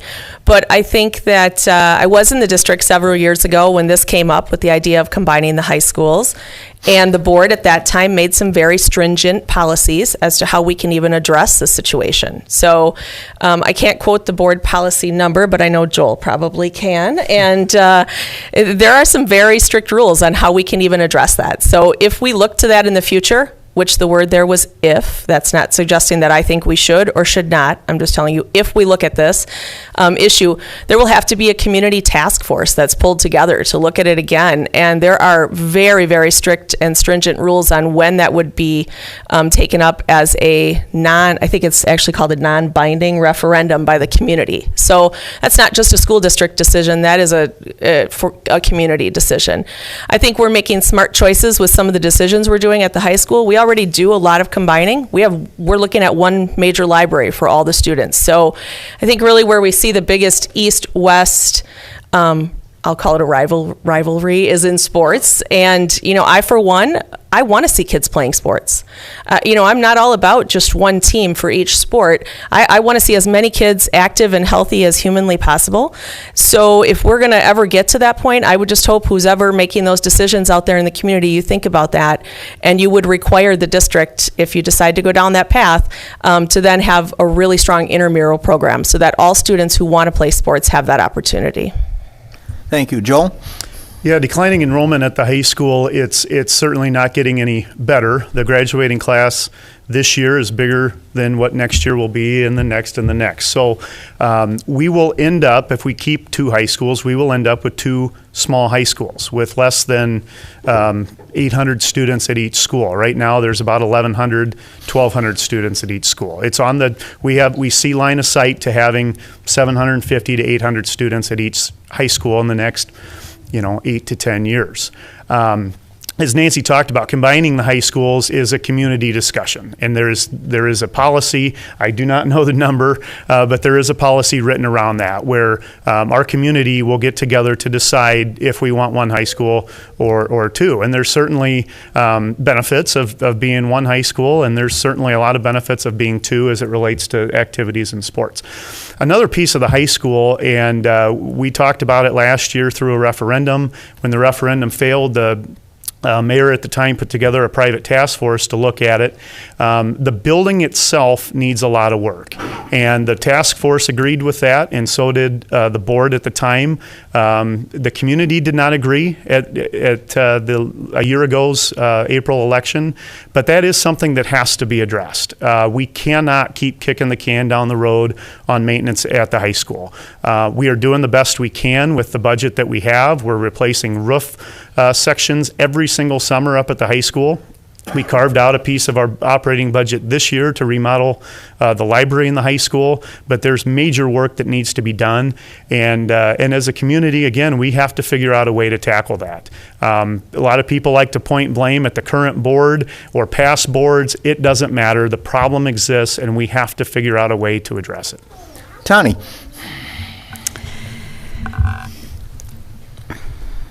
I did not grow up here, and one of the first things that I noticed living here was how unique and unusual the East-West combined operating facilities are. And it presents a unique opportunity, and I've grown to appreciate and respect having East and West at the same high school. I think it provides a lot of opportunities for the kids. Both for sports, extracurriculars, AP offerings. However, as everyone has mentioned, the declining enrollment is something that we are paying attention to. We forecasted out 10 years based on current enrollment in kindergarten as well as birth rates in the county.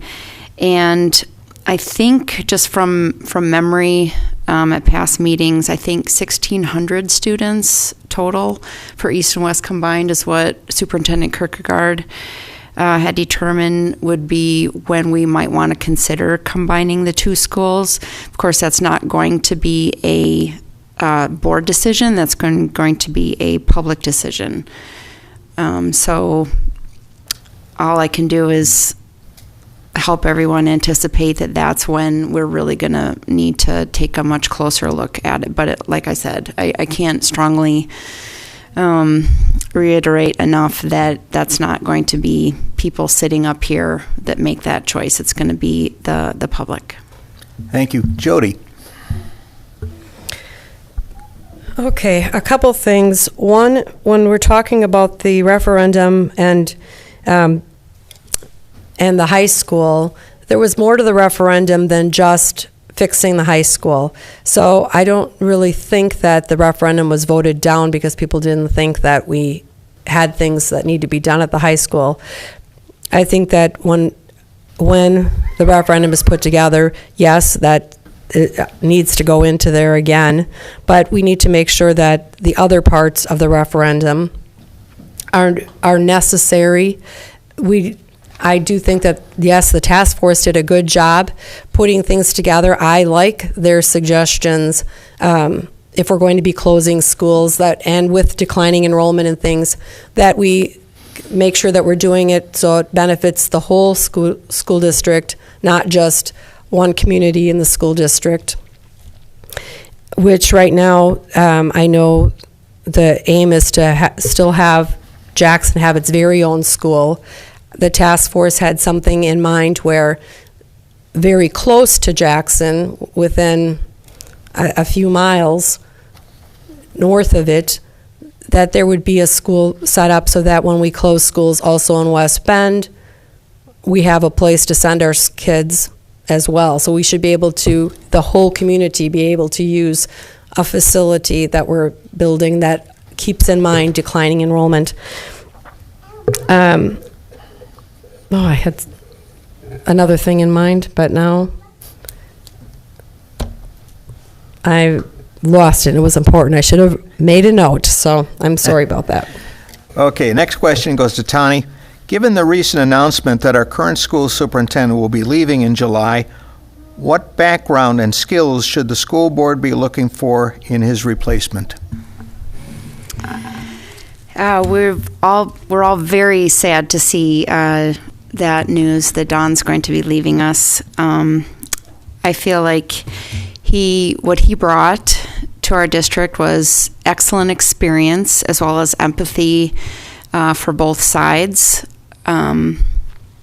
He's a very good listener and makes sure that people feel heard, and he also continues to keep in mind the conservative values in our community. And because it's only been a couple years since we did our most recent search, we plan to try to find someone with the same qualities. Or if I'm elected again, I'm sorry, that's what I would like to see happen.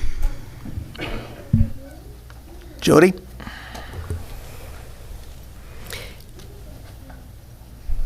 I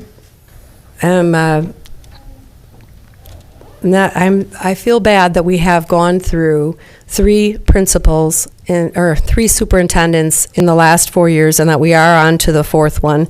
I know it's a difficult job to hire a new superintendent. I know that we have to go through another company that costs us money to find these superintendents.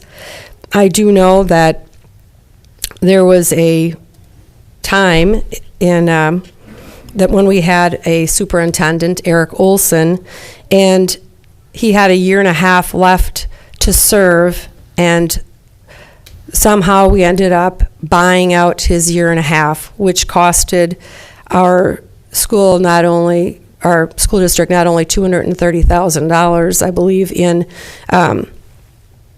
in his pay, but also then we're paying for another superintendent who was hired at, I believe, $25,000 a year more, plus we had to pay for moving expenses for him.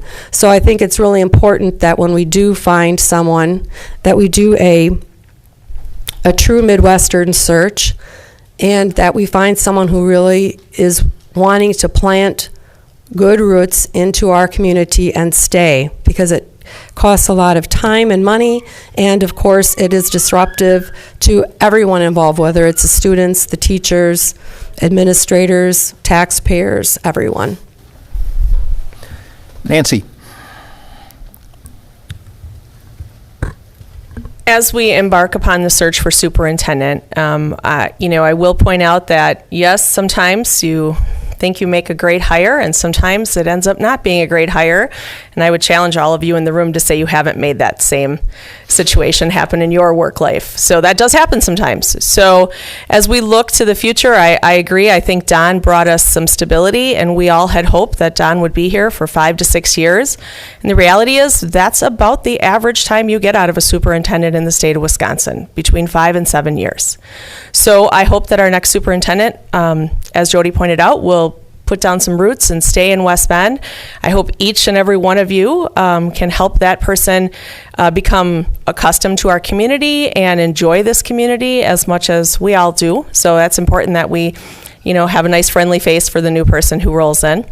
I think this person also needs to be a very strategic person who can understand that we're not looking for just short term. We are looking for short term, but what we're really looking for is someone who can put together a plan for us for the next year, and then also have a strategic vision for the next 5 to 10 years. So we're looking for long-term strategic visions, as well as someone who can communicate with our students, as well as our families and our teachers, and someone who can really take our mission and take it to the next level. Joel.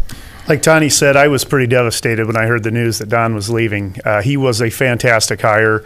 I wish we could have had him for at least another year or two, but unfortunately it just didn't work out that way, and he misses home and his wife misses home, and so they're going back home. Out of the 420 some odd public school districts in the state of Wisconsin, 90 of them were looking for new superintendents at this time last year. So as Nancy pointed out, superintendents don't typically last in communities for 15, 20 plus years. Some do, but the statistic is more like 4 to 5 years. That being said, I do want someone who will be here for at least 4 to 5 years, and I would love to find the superintendent who could be here for 10 years plus. As Jody Geenan mentioned, do we pay our superintendent a lot of money? Well, yeah, we do, and we get what we pay for.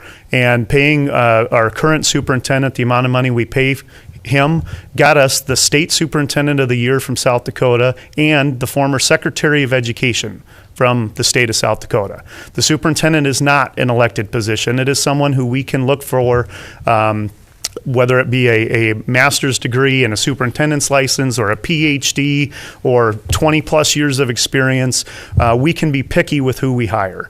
And so that's why superintendents get paid what they do. They are not elected officials. They are highly paid, highly educated CEOs of large organizations. So we're in the process. The application is out now. I have no idea how many people have applied, but we will hope to get another great superintendent with hopefully some of the same qualities that Don brought us for the 2 years he was here.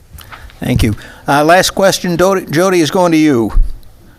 Are you in agreement with the current school curriculum, or should there be changes? And if so, what would you change? Okay, well, first of all, I'm not excited about grading for learning if that's going to become something for K through 12th grade.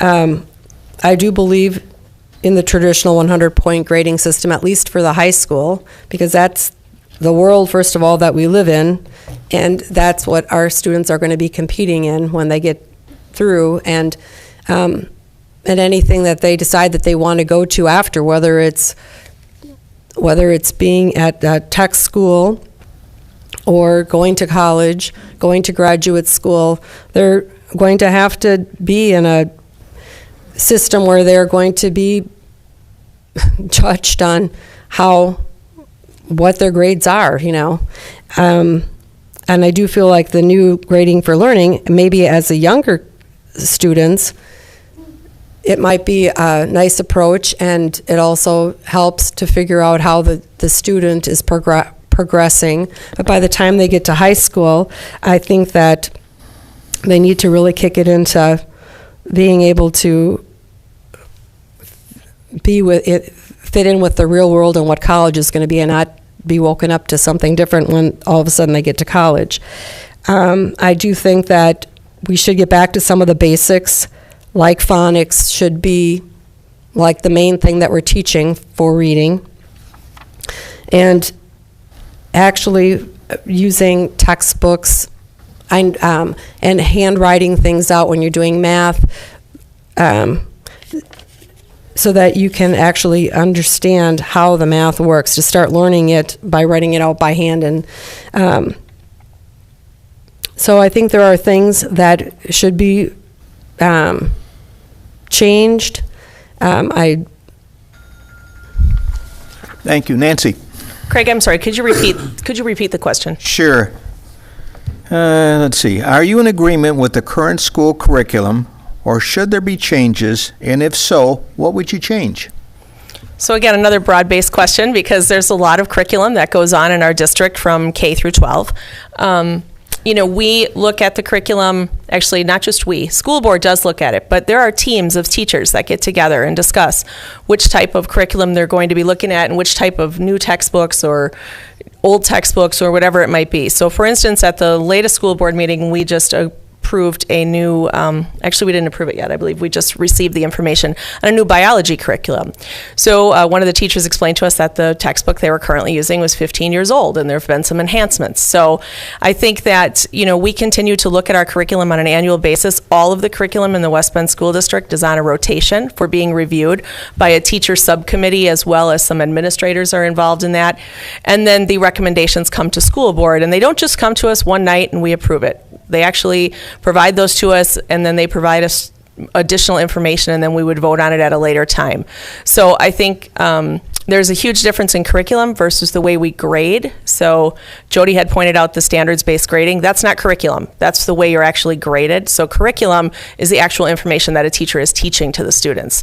So I do think we have a good handle on our curriculum. I think we have a nice, effective, alternative way that we look at new curriculums and the way that we vet those, and I'd like to see us continue that process. Joel? I like the way we evaluate our curriculum in the school district. It's typically on a 4 or a 5 year cycle where, like Nancy mentioned, the high school biology curriculum is being evaluated right now.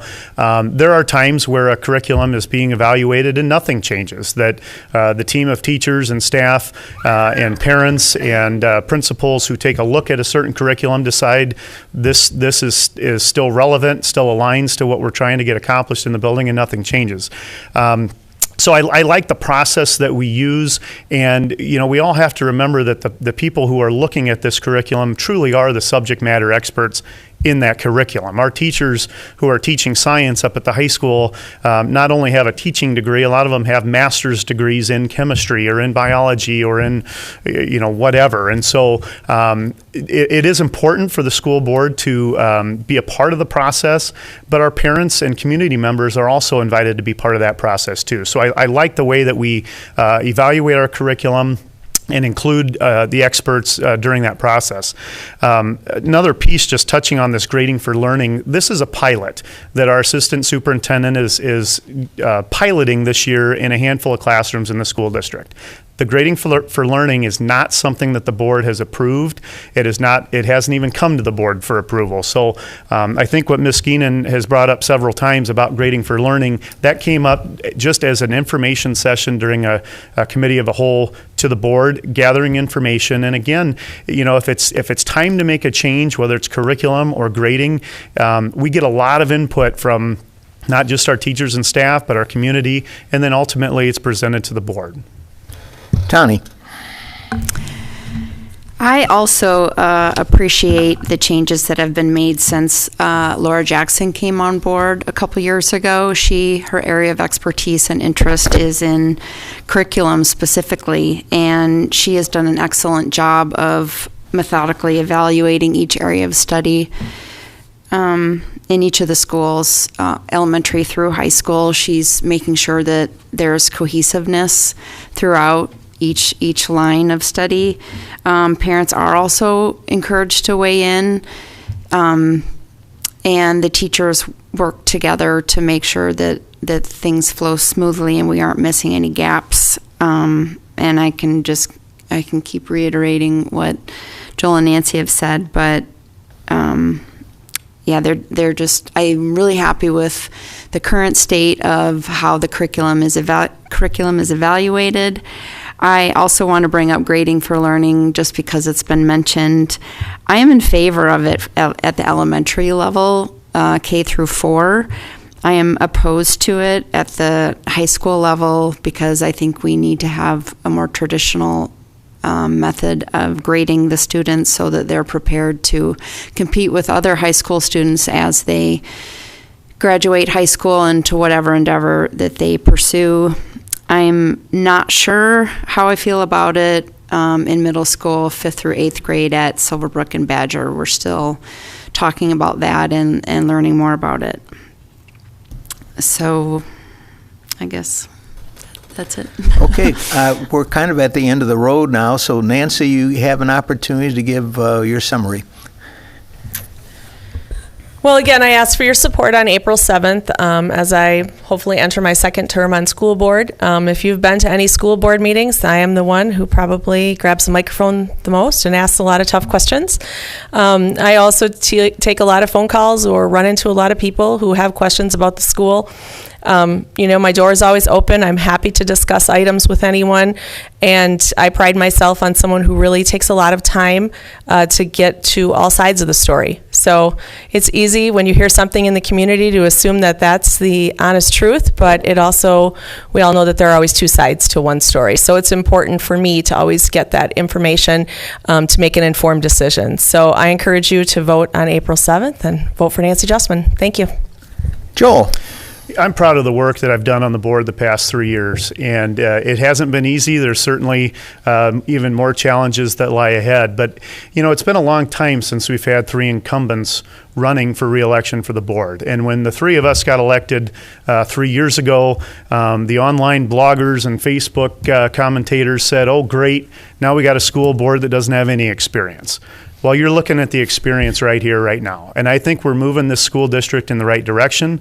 Again, your tax mill rate on your property is the lowest it has been in well over a decade. We've been extremely transparent with where we're going with our budget and discussions about where we need to go with declining enrollment and facilities.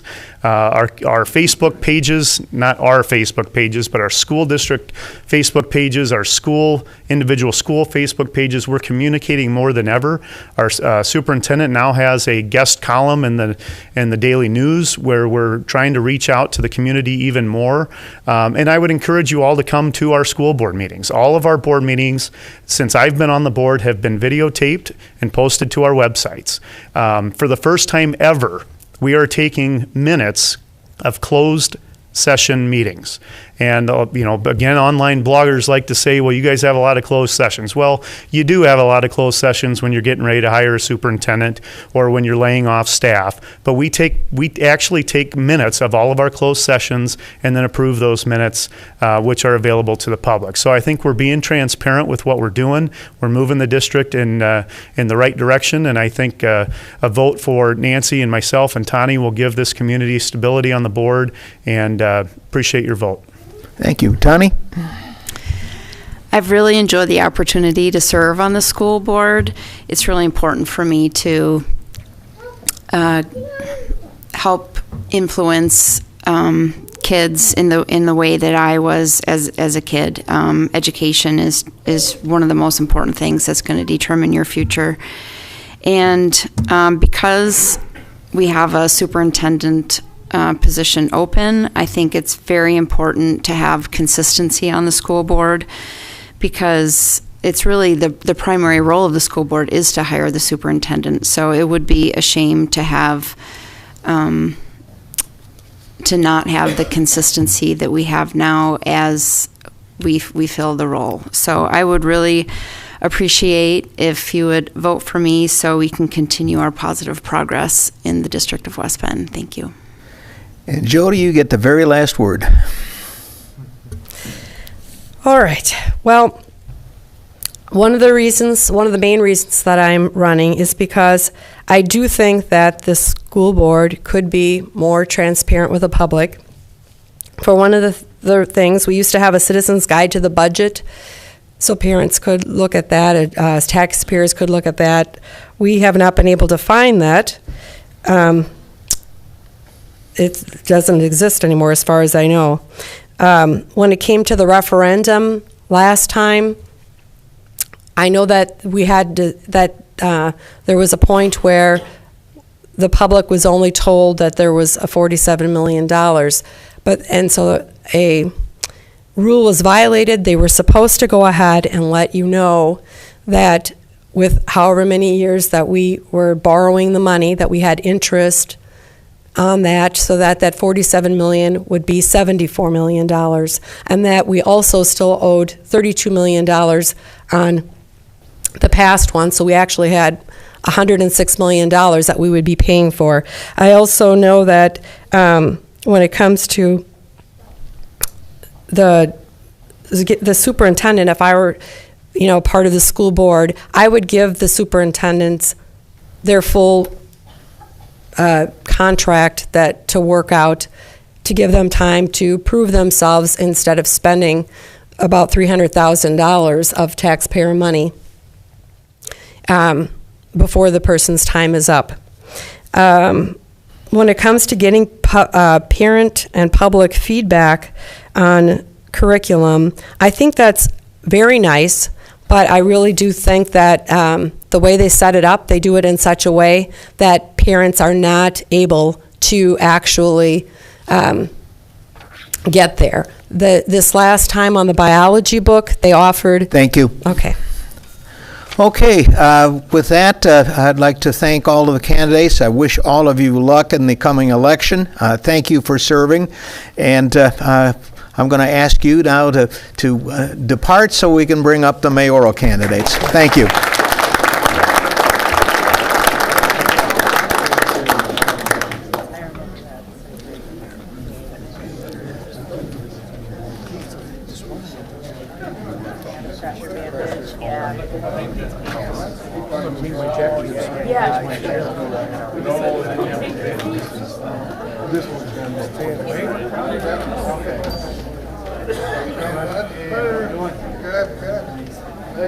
This guy again? This guy? Yeah.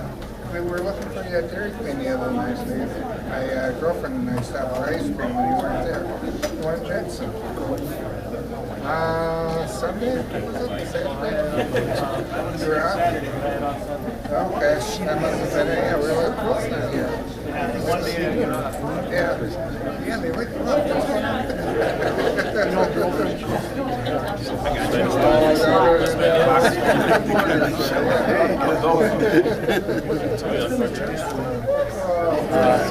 Mayor's next, Josh.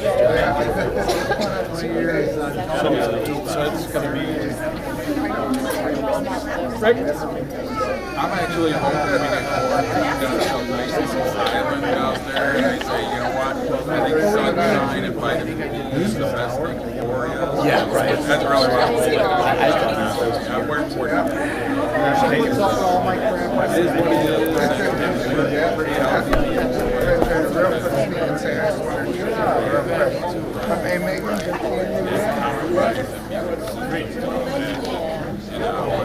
That's not an issue. Yeah. And it's going to be if it is, 2 weeks, sounds supposed to be okay. We're looking forward to it. Again, I've had some other things. Well, you saw me up and there was a lot of preparation. Getting out of here.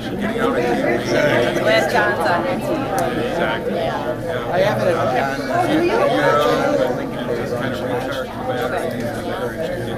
I like John. We've been kind of doing the late stuff. Actually, I'm a lawyer. Walking around, we've been doing and knocking on doors. And it's like, you know, this looks that big on a map. Got to say. But when you're going door to door,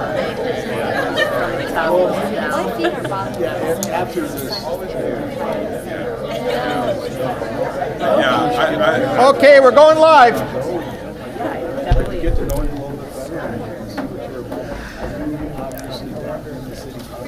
I'm happy now to introduce our two candidates running for mayor of the city of West Bend, Kristoff Jenkins and Richard Caston. Opening remarks. Chris. Sure. Thank you to the Chamber for hosting this event, and for Rich for sharing the same perspectives as I do as we talk about what's great in this community and keeping this election positive. I grew up in West Bend, went to UWM for political science, and then lived with my wife, Leanne, and our 5 wonderful children who will hopefully behave themselves the rest of the night. I've been active in the community my entire life. Started off as a poll worker at an early age, then became the chief inspector of our polling locations, joined the West Bend Library Board. After 6 months on the board, I became president and ran that department for 3 terms. From there, I joined the West Bend City Council, where I currently sit today, representing District 4, which is the southeast portion of the city. That is where we have our Southern Industrial Park, and we continue to see growth in that area, and that's been pretty exciting. In addition to that, I serve on the Finance Committee and Long Range Transportation Committee, and serve as the Washington County Board Supervisor for District 4 as well. In addition to my elected offices, I serve as president of the West Bend Early Risers Kiwanis, president of Musical Maskers Theater Company, and I'm a past president of Common Sense Citizens of Washington County, a member of the YMCA Programming and Membership Committee, and finally the Public Affairs Specialist for my local church. In addition to all that, during the day, I work as the village administrator for Elmwood Park, Wisconsin, leading the day-to-day operations and strategic planning of that municipality.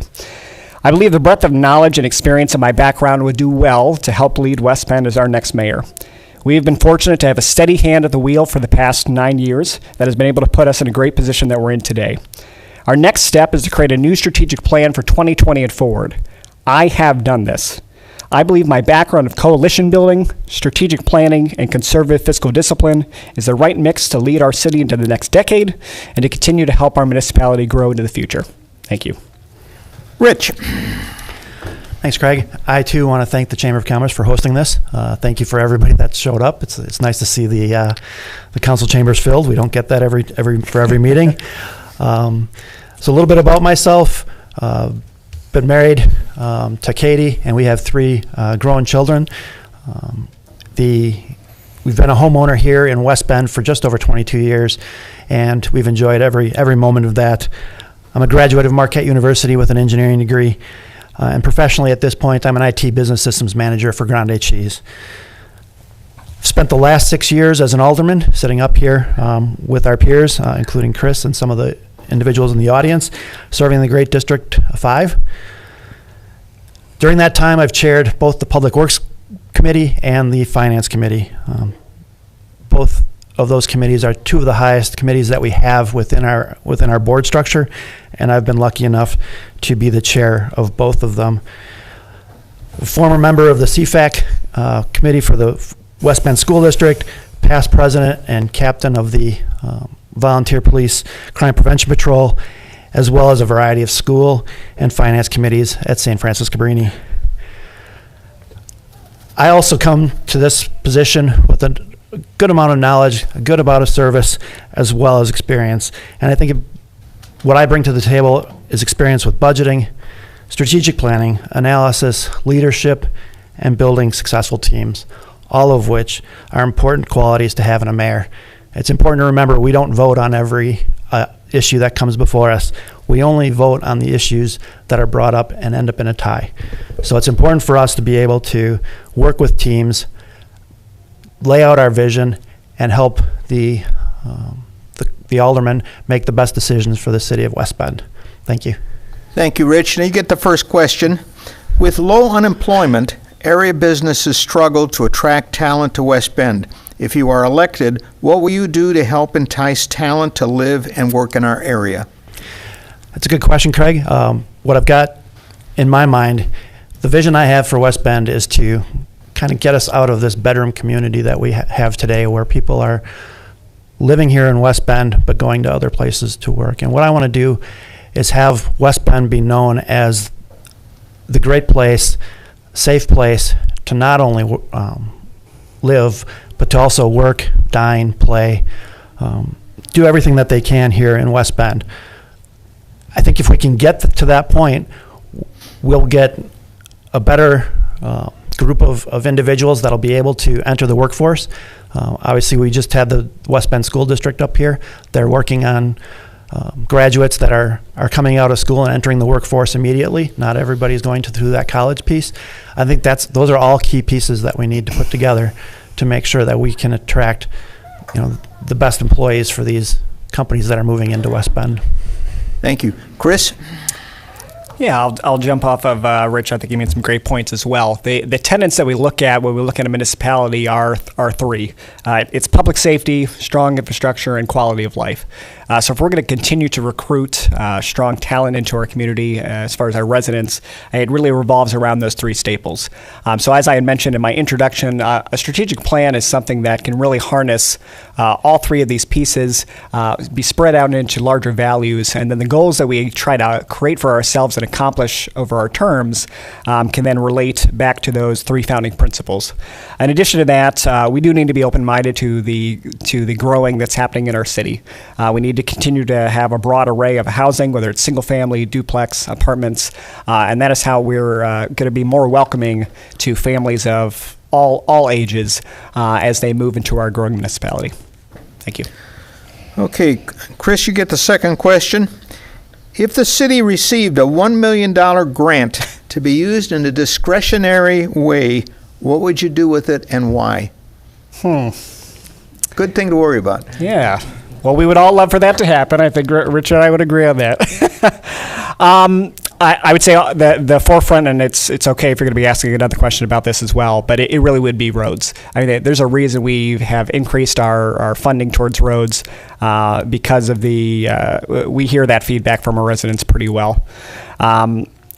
The plus is that our overall debt obligations have been lowered over the past 10 years by about $40 million. With that, we now have the borrowing capacity to allocate more dollars to issues towards the roads. So the short answer, in case you're going to be asking a roads question later, would be roads. Oh, you can be sure I will. Oh, I'm sure you will. Rich? I'm in the same boat. I think roads are our number one issue that we've got. But I want to be cognizant that we're not doing roads at the expense of quality of life issues that we have here in West Bend. We've got, a theater that's going in. We've got a number of other groups that are working within the city, and I really want to focus on how do we mutually get our roads done, as well as address those quality of life issues that people want to come to West Bend for, and we want them to stay in West Bend, and we want them to continue to patronize the restaurants and just overall come to West Bend. We know it's a great place, and if we can continue to build those quality of life issues, I think that would be helpful as well. Okay, and Rich, you get the next question. If elected, will you follow through on the plans to renovate the west bank of the Milwaukee River in downtown West Bend? One answer there is absolutely. That is a key piece to what we're seeing here in the growth of the downtown area, that whole corridor between the downtown, MOA. We're very lucky to have that, and having seen the east side and the change that has made to that landscape of that area, it's definitely a priority that we need to continue on that west side. We need to continue the momentum. It's not something that we can, stall out and wait. We have a lot of momentum going on right now. There's a lot of interest in that area, and like I said, absolutely, that's what we'll do. Chris? I agree with Rich. We are only halfway there with one side of it done. The other half, getting renovated, is a huge boon to our downtown and our overall quality of life. And I believe this is a great example of public and private partnership. I give a lot of credit to our city in going through processes and developing relationships in order to continue this. A great example is just this past Monday, we announced the donation from Early Rise Kiwanis, which I'm president of, in cooperation with the Parks and Rec and Library, and that is for redeveloping the basement of the library to be a new rec center. Again, if we continue these partnerships, it's a great way that we're bringing in multiple stakeholders into these conversations and still getting the best bang for a buck, while also increasing the quality of life pieces like the Riverwalk. Okay, next question is going to you, Chris. Guess what? Deteriorating roads remains the hottest topic in our city. Yes, it does. Are you willing to spend more money to fix them than the previous administration? Yes, but with a caveat of making sure that we have a plan. The city has been doing a pretty good job at addressing the main drags. We have 18th that's been worked on, 7th Avenue is on the horizon, but we still have miles and miles and miles of roads, and Rich and I are both not naive to that. We're both part of the Long Range Transportation Committee, and the advisory referendum that we saw the previous year gave us mixed results from the community as well. So there's a couple things we can do. We can make sure that we're continuing to combine road work with utilities so as to be efficient in our work, hold contractors to strict timetables for efficiencies and timeliness, and as discussed before, using that new breathing room that we have at our debt obligations to have that borrowing capacity to allocate more dollars to issues like roads without dramatically impacting the tax burden. So I hope by going through a strategic planning process, we can develop a long-range plan for tackling our streets while having full knowledge of our funding sources, mimicking the county's 2050 plan. Rich? Yes, that is the plan. From my standpoint, we are starting to realize some of those results of decreasing our debt here in the city. So we've currently been at an $87 million debt, and we're moving down. I think we're now approaching the $47 million debt. So we're definitely gaining some space in that debt levy that we can start to use for some of these issues like roads. It's important that I think we need to look at different strategies for how we do the roads, how we can get the biggest bang for the buck on those dollars. So while we're spending, more on roads, I don't want to see us put in a position where we're just spending wildly and not seeing the results. So thoughts of doing smaller sections of roads. Each one of the roads is rated on a certain section of the road, and while an entire road may be rated a 6, there may be a section of the road that's rated a 2 on the Pazer scale. Let's look at how we can do that one section and still, be able to address the major issues that are facing some of the roads across the city. Okay, and you get the next question, Rich. What is the last job you succeeded in, and why does that fit the position you are running for? So, from a professional standpoint, we've recently deployed an ERP system on time, under budget. And for those of you that know IT and ERP, that's a rare occurrence. There's statistics that a lot of ERP projects, I think it's 47% of them fail and are never delivered. In our case, we delivered on time and under budget. I was the program manager for that ERP implementation. So coming in with that type of thought process, having that type of experience of, making sure we're driving towards success, making sure that we're staying on target with, our KPIs, making sure that our stakeholders know exactly where we are on projects. Those are all key pieces that also can come into the mayor position as well. We want to make sure that each of the residents, myself included, I'm one of the residents, I want to make sure that we have the information that, as stakeholders, to make the best decisions for the city. Chris? I think one of the benefits of the background that I have is being a village administrator myself. I handle the day-to-day operations of a municipality, though it's a little bit smaller than here. But one of the wonderful things that we accomplished over the past year was we developed a new strategic plan. The way that worked was about a 6-month process. We brought in residents from inside and outside of our community. We brought in different experts, depending on what we were looking at, and we split them up into groups. We had some of them working on more of the values, mission statement stuff, and we had some of them looking at more of the infrastructure, capital improvement projects and lists there. What was beautiful at the end of that process is we were able to bring this whole group together and really take a look and align those values that we had with all of the projects that we had planned. And it made the decision-making process so much easier for when we're deciding, well, what are we going to spend money on and what are we not? So having gone through that process, I believe the same thing can be done here at the city level. I've gone through strategic level planning in a variety of different ways through my different experiences, and I think that absolutely would fit at a city level. Chris, if elected, what 3 steps would you take to help put the city on a firmer financial footing? Sure. So I think number one, as I feel like I'm saying over and over again, would be creating a strategic plan. We need to go through that process, number one.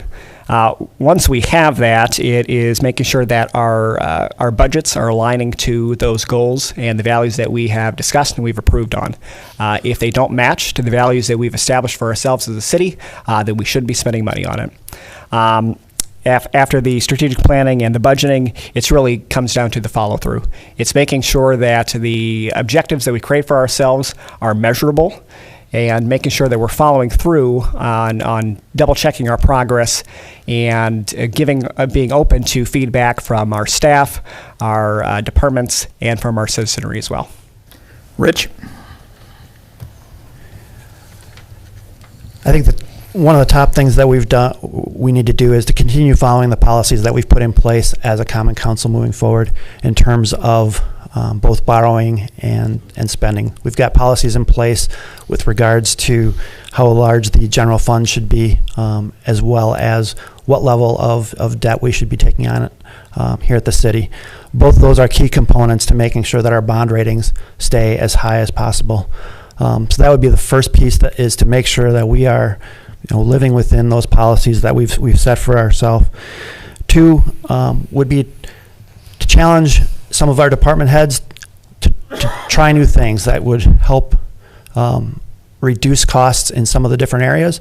I think the key component to that is to make sure that we're not punishing if there's a failure. Try something, fail early, fail fast, and if it doesn't work, we move on to the next thing. There shouldn't be any fear in trying new things and trying to save dollars for the city. Finally, I think it comes down to having, like Chris said, that strategic plan, working with the department heads on how do we have a plan for strategically hitting some of the KPIs that we need to address for the city. Some of these issues that we have, we call them zombie issues. They keep coming up over and over. And I'd like to see some of those just get addressed the first time. And if we have that strategic plan, we can definitely address them the first time and not have to worry about them in the future. Rich, how do we continue to be a welcoming city for new and diverse population and still maintain our identity as a city? I think, from my perspective, the residents of West Bend are a very welcoming bunch. Like I said, my wife and I moved here well over 22 years ago, and we were welcomed not only by our neighborhood, but by our, the community. I think that if we can get that message out, that we have the residents that are looking for that diverse community to come in, as well as make sure that they know of some of the support mechanisms and some of the other groups, Casa Guadalupe and some of those organizations that are out there, that they do exist in West Bend, that they shouldn't be alone in the challenges that they're facing here as they come into a brand new city. I've always said I'd like to see the Chamber of Commerce get back into more of its, welcome wagon, not as the official welcome wagon that it used to have, but how do we start to meet up with some of those new residents as they come into town and make sure that they understand and know, if you need this type of service, these are what we have available to you. Some of these people are new homeowners, and how can we help make them get set up for success moving forward? Chris. Yeah, I'll have to agree with the majority of what Rich said. And adding to that, the first way we could be welcoming is through community development. We're continuing to grow. We're continuing to have jobs right here in our community. So the first way we can be welcome is by giving them a job. Next would be giving them a home. continuing to address the housing needs that we have, making sure that there are housing needs from throughout our community. And then, as Rich touched on, supporting our nonprofits, support groups, and even community events. We're so blessed with so many different opportunities for us to meet our constituents, get out into the community, and so to embrace that diversity and that growth that we're having, that's the best place to do it. Chris, what are we spending too much money on as a city, and what are we not spending enough money on? Tee that one up.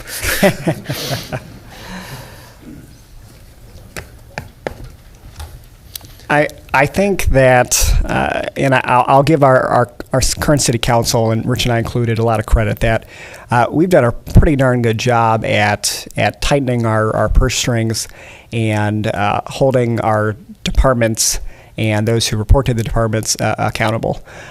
So as far as a direct department or cause that we're maybe spending too much on, I don't know if that's the case, because I give us a lot of credit for holding their feet to the fire. As far as spending more money on, as discussed prior, I think infrastructure is a big piece. In addition to that, it's public safety.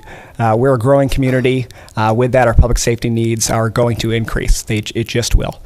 So it comes down to police, fire, medical services that we need to be aware and be planning for, to making sure that that the quality of service doesn't deteriorate as our community continues to grow. Rich.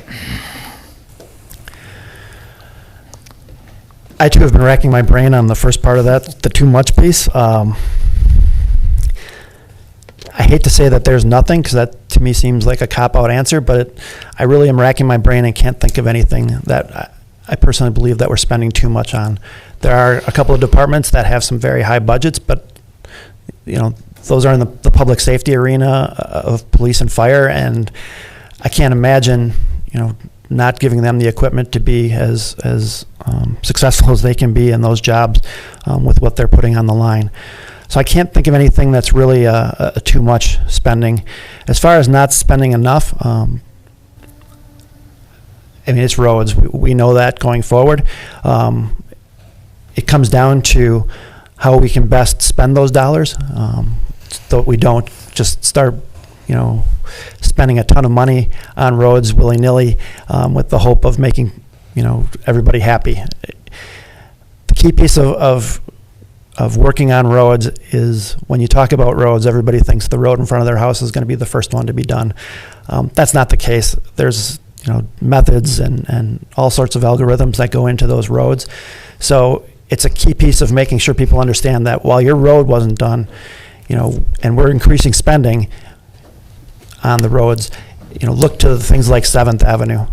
When you talk about earlier getting a grant of $1 million, yeah, that's great. We can put it towards the roads, but it's not going to do a whole heck of a lot in terms of mileage within the roads anymore, just because of the costs.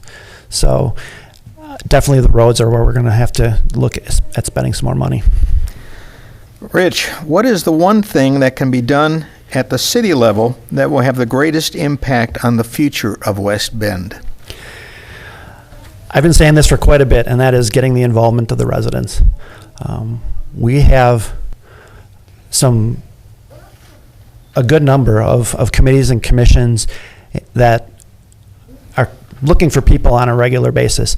And we in West Bend have some very talented, very knowledgeable, very smart individuals that can come in and help with their experiences, mold some of the decisions that are happening here at West Bend. They are, most of them are advisory. Some of them have a little more teeth to them, but they have the ability to help mold what's happening in the city of West Bend. So I don't remember if it was Brett, I think it was Brett Bergquist that said, hey, if you're not part of the solution, you're part of the problem. Great, let's bring them in. Let's, come in. I'll be more than willing to listen to the ideas that people have. There is no easy answer to any of these problems that we're facing. We've taken care of all the low-hanging fruit. So I think building the involvement of the community itself is going to be one of the biggest things that'll help mold the city. Chris. As stated before, the best thing we can do moving forward is to create a new strategic plan. When we think back 9 years ago in the state that our city was in, the reason why our previous mayor succeeded and the council succeeded is because they went through a values task force, they went through a planning process, they established new goals for themselves, they established a vision, as you can see in the back of the room, and they stuck to their guns of conservative fiscal discipline. But now it's been about 9-10 years, and it's time for us to do this again. Jumping off with Rich, going through that process would be including citizen involvement and in those plans, really making sure that we have predictable spending. I don't like finding out that a certain item broke down or a certain item we need to spend money on that could have been predictable. If we know about these costs, we know what's on our capital improvement list. So just anticipating those costs, make sure that's built into the plan and we're budgeting for it ahead of time. That is the best way we can prepare ourselves for the future. Okay, Chris, last question. Define what successful term looks like to you. A successful term to me would be making sure that the issues that Rich and I both face on a day-to-day basis on the city council are a little less burdensome. I think that's a goal that both Rich and I have. We know what our issues are. We know what our strengths are. We know how to plan and move forward on them. So measuring success is making sure that we create that plan. We are setting objectives for ourselves. We're looking back at those objectives. We're being critical to ourselves and to our leaders in administration and our department heads to making sure that we're establishing those goals and we're carrying things out. So if after 3 years we can check off some boxes that we've improved the quality of life, the public safety, and the infrastructure of our city, then I can be satisfied after those 3 years knowing that we've moved the city forward. Rich. So first and foremost, the way I would look at success would be, did I earn the respect of the residents of West Bend, the city employees of West Bend, as well as the Common Council of West Bend? Those are the three, pillars that all go into play as we work to make West Bend the greatest place to live, work, and play. If I can gain the respect of each one of those three, that would say a lot to the success of the term. Secondarily to that would be, did we address the challenges, the quality of life, the roads, and the public safety? Did we achieve the challenges that we've got going on there with measurable results? If we get to the end of 3 years and we can't measure any results against the three of those top issues, then I don't think it's a very successful term. I think moving forward with advancement and continued growth of our city employees that we have working here today, we've got a very good plan of succession that we're working through with each one of the departments. And I think leaving after one term with knowing that we have a succession plan of good leaders that are going to continue to follow in the footsteps of what we've set forth will also be important. And I think finally, if I can say that we've got greater involvement by our residents in, like I said, those committees, those commissions, whether it's volunteering, whether it's service to the community, I would take all of those to be a successful term. Thank you. That ends the questions. Each of you will now have 2 minutes for closing remarks, and Rich, will start with you. Okay. Well, Craig, again, I want to thank you for hosting the event. I want to thank everybody that's here and watching at home. I know these things can get a little bit long, but I think from my perspective, it's very important that the people are out here listening and understanding who's, looking to lead the city. Overall, I want to work as a team with the residents of the city of West Bend. As you know, there will be a new mayor. There's no doubt about that. There'll be a new mayor, a new council face, a bunch of new council faces, and residents have a good amount of work to do to know and understand each one of the candidates. We're lucky to have a number of residents stepping up to serve on many of these positions. I've truly enjoyed my last 6 years of serving our community, and I'm truly excited to move to the next level. I am very sure that great things are happening in West Bend right now. I'm absolutely positive of that, and it is an exciting time. So to be able to help lead through that, lead through those good things is going to be extremely important.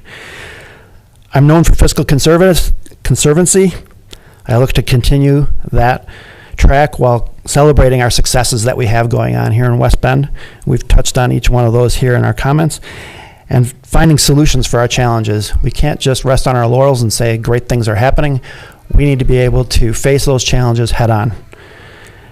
Finally, I would ask, just join me as I look to become our mayor, and I appreciate your support on April 7th. Thank you. Chris? I'll thank the chamber, those in the audience, and those viewing at home as well, and of course Rich for joining alongside me. On April 7th, our citizens will have an important choice to make of who they would like to lead our city into the future as our next mayor. We must build upon the exciting growth and development we've seen from our predecessors and remain in keeping with our strong fiscal discipline. Neither one of us have all the answers, but we understand that a mayor's role is to bring all stakeholders to the table in order to help move the city forward. I have over a decade of leadership, coalition building, and experiences from throughout our community while flexing my conservative muscle and working with public and private partnerships. I have the resources and relationships from across the county to build upon our success and continue to push for creative solutions to the issues we face. I believe in creating a strong, new, value-driven strategic plan, one that prepares us for our infrastructure, safety, and quality of life needs, and budgets appropriately and predictably. With all of this in mind, I would be honored to earn your vote for mayor of the great city of West Bend on April 7th. Thank you. Thank you, gentlemen. We wish you both luck in the coming election, and we appreciate the fact that you're willing to serve our city. With that ends this portion of the forum, and we will take a brief break for County Executive.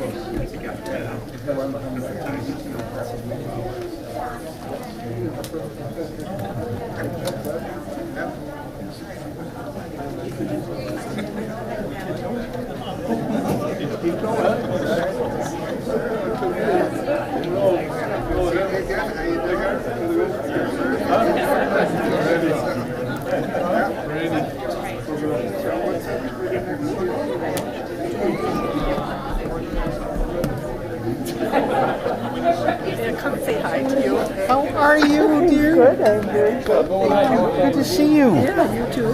So you didn't want to run for mayor, huh? God. How are you? I had a nickel for anybody who asked me that. Yeah, well, I wish you Your mic's had. not open, is it? It is, probably. Yeah, I wish you had. Well, you can always put me down as a writer. I could do that. You're going to get one vote for sure, and if you vote for yourself, it'll be two, right? And I know my sister would, so I'd do one more. That's three. Okay. Might take a while. What, twice in 1 week I get to see you? Yeah, it is. Yeah, It okay. is. That's good. I won't argue with that. So did you hear anything interesting? Yeah, how miserable the beer was before the last one. Yeah, truly. Yeah, River Bluffs is all her fault. Thank God for the mayor, right?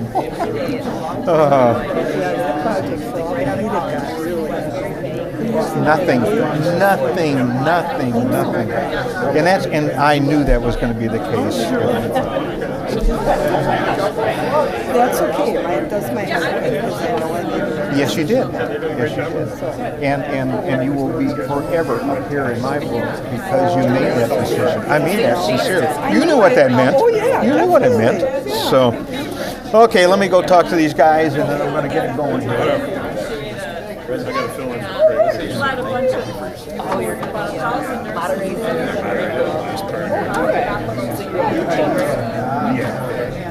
President a few years back at the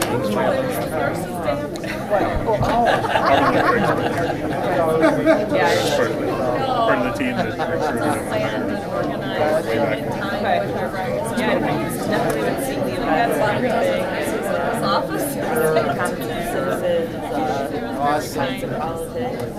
So what do you think? No, I went to Boltzberg headquarters. Okay, we're going live.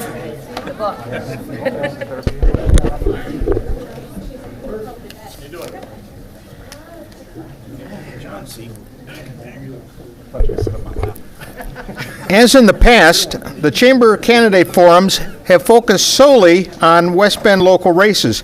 However, this year, there is also an important county race for the new position of county executive. I would like to introduce Kirk Emmerich, a current member of my Chamber Board of Directors and former president of the Chamber, and Kirk is going to moderate this portion of the forum. Kirk, it's all yours. All right. Thank you, Craig. Good evening, everybody. I'd like to introduce the two candidates running for county executive, Adam Gitter and Joshua Shulman. We'll begin with opening remarks. Adam, you can go first. Thanks, Kirk. And thank you to the West Bend Area Chamber and the public for coming out and those watching at home. It takes a lot of your effort to be informed when going to the polls, and I really appreciate you taking that time. And thanks to my family and my friends who helped me get to this point, especially to my wife, Lindsay. Thank you very much for all you've done. Currently, I serve as your economic development manager for the city of West Bend. I'm a lifelong resident of, this is my hometown, Washington County. I have a passion for public service. I served in the Army for 8 years and one tour in Afghanistan where I was military police. That is why I see public safety as always being our #1 priority. I have board involvement throughout the county in Visit Washington County, our tourism arm, also economic development Washington County. I also serve on the Downtown West Bend Association board, and I'm the executive director of the bid board, our downtown business improvement district. My vision for the county includes having public safety #1 priority. I think we're all going to say that, right? Eliminating the county park fee. You guys may have heard me say that once or twice. And sharing the sales tax. When we collaborate, we can go twice as far. And my vision, it empowers our municipalities. So as we move forward together, we can all go forward and we can go further as we work together. Thank you, Adam. Josh? Thank you. Thank you, Kirk, for moderating today. Thank God for the opportunity to be here. Without him, I wouldn't be able to do anything. I'd like to thank the Chamber for hosting us, the city for giving us the venue, and thank Adam for being here today as well. And certainly to all of you for coming out and supporting us as candidates and your community at large. Finally, to the viewers at home, thank you for staying in tune with what's going on in your community. Your vote is very important. Voting in general is very important. It's the most important civic duty you can exercise, and we appreciate it. I love Washington County. I was born here. My wife Jody and I decided to raise our family here. Our church is here in Hartford, Peace Lutheran Church. My son Cale, who's sitting over there, is a sophomore at Hartford Union High School. My youngest son Drake, who's leaning over there, is a 6th grader at Richfield Middle School. For me, this is home. As a son of a Lutheran minister and a registered nurse, service to others and love your neighbor was something instilled at a very early age. My original plan was actually to become a high school social studies teacher and a wrestling coach. Probably more of a wrestling coach than a social studies teacher, to be honest. But then in my 3rd year at UW-Whitewater, I got a phone call from a sergeant letting me know that I was going to be deployed to Iraq and Kuwait as part of Operation Iraqi Freedom in 2003. I arrived in Kuwait in the first week of the war, and I was a member of the 147th Aviation Battalion, and we followed the 101st Airborne Division up to Baghdad. That experience changed my life forever. I saw firsthand people struggling without reliable electricity, plumbing, and food. Josh, drinking I water hate to from cut you off, but we need puddles, to- and begging to eat MREs, meals ready to eat. I finished up at Northern Illinois University. Josh, we need and to served cut as you off. city I'm sorry, administrator in but Princeton We're sticking to the 2 minute and village limit. administrator of the Village of Richfield, and the last 6.5 years Ready as for the your first county question? administrator. Okay, first question, we'll go to Josh. What is your philosophy on county land development and preserving open land? This is a delicate balance. Over the course of the last several decades, Washington County has grown drastically.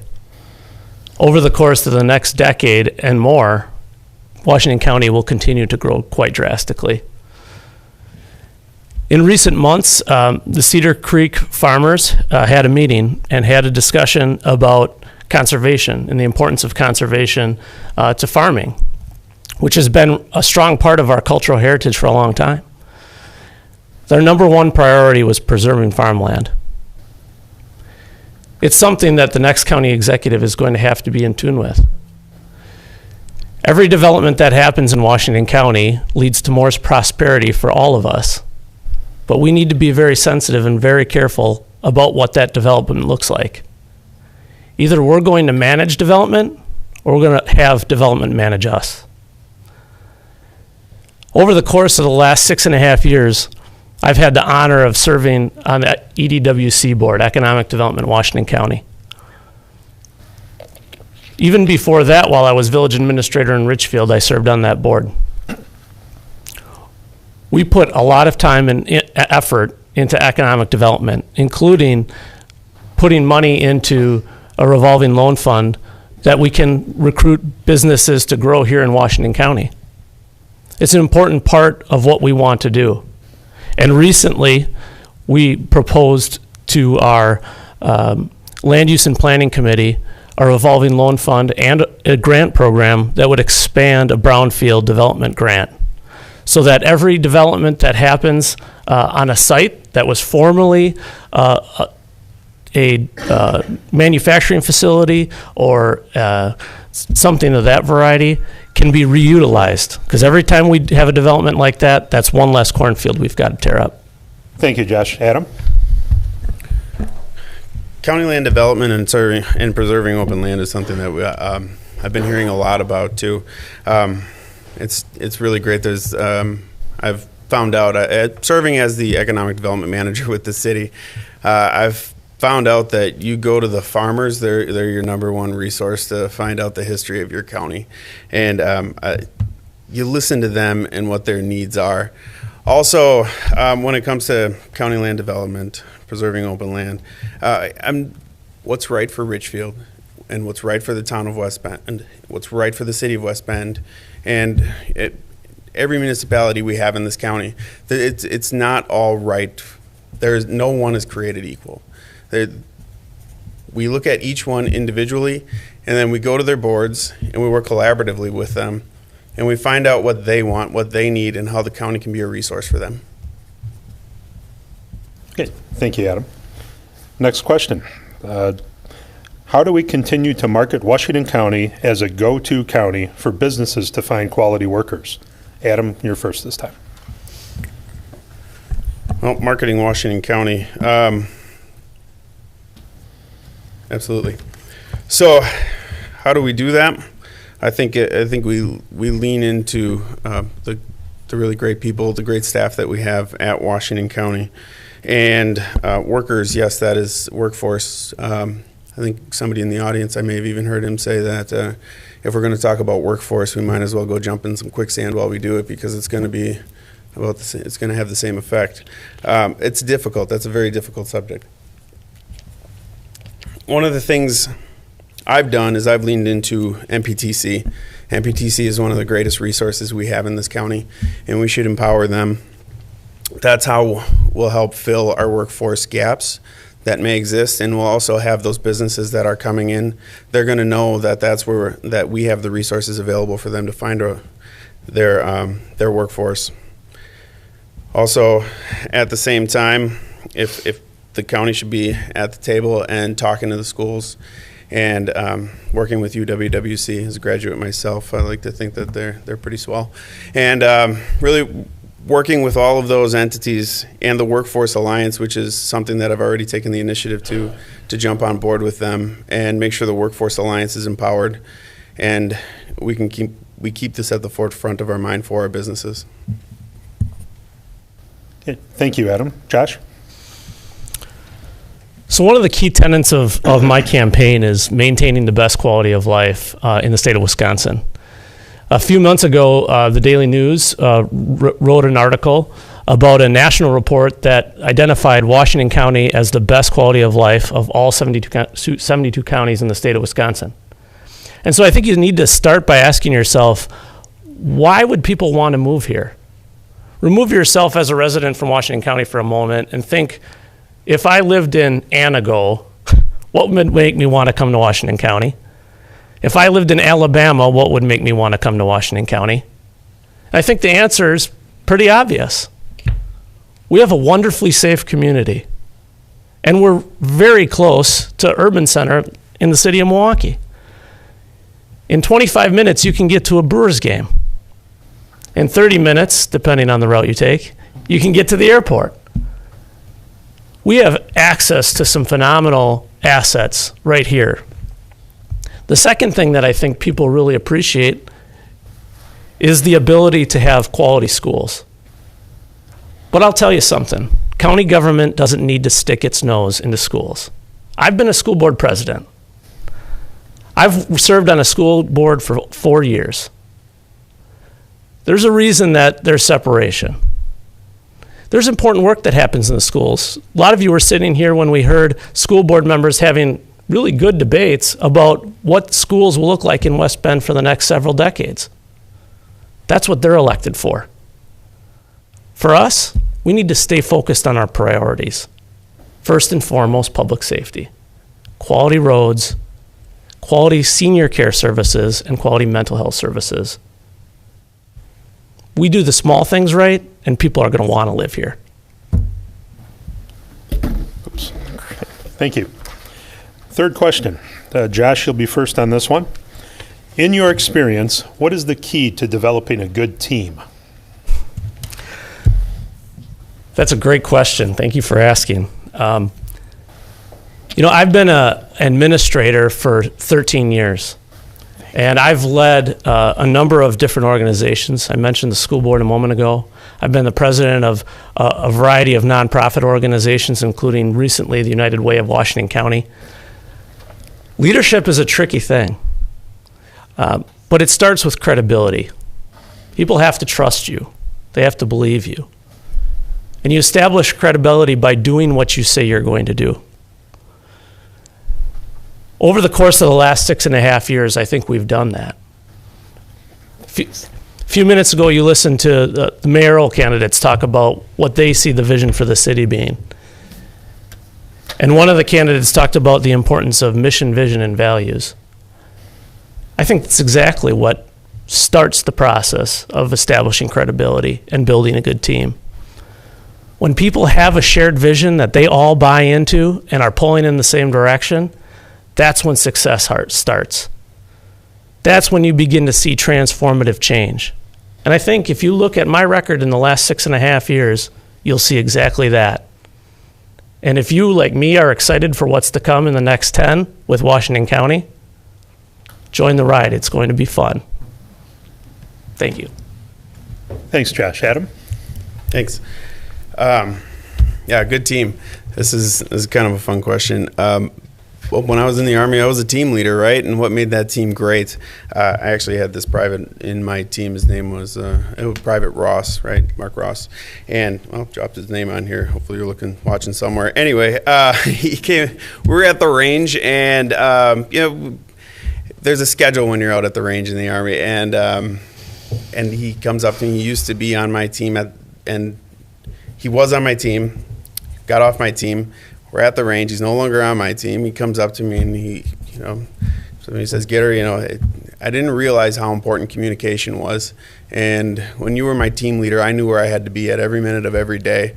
And I knew exactly what was expected of me to perform the best while I'm here. He didn't have to worry about anything else. He knew just how to get the job done while he was out at the range. My leadership philosophy, it includes trust, communication, and teamwork.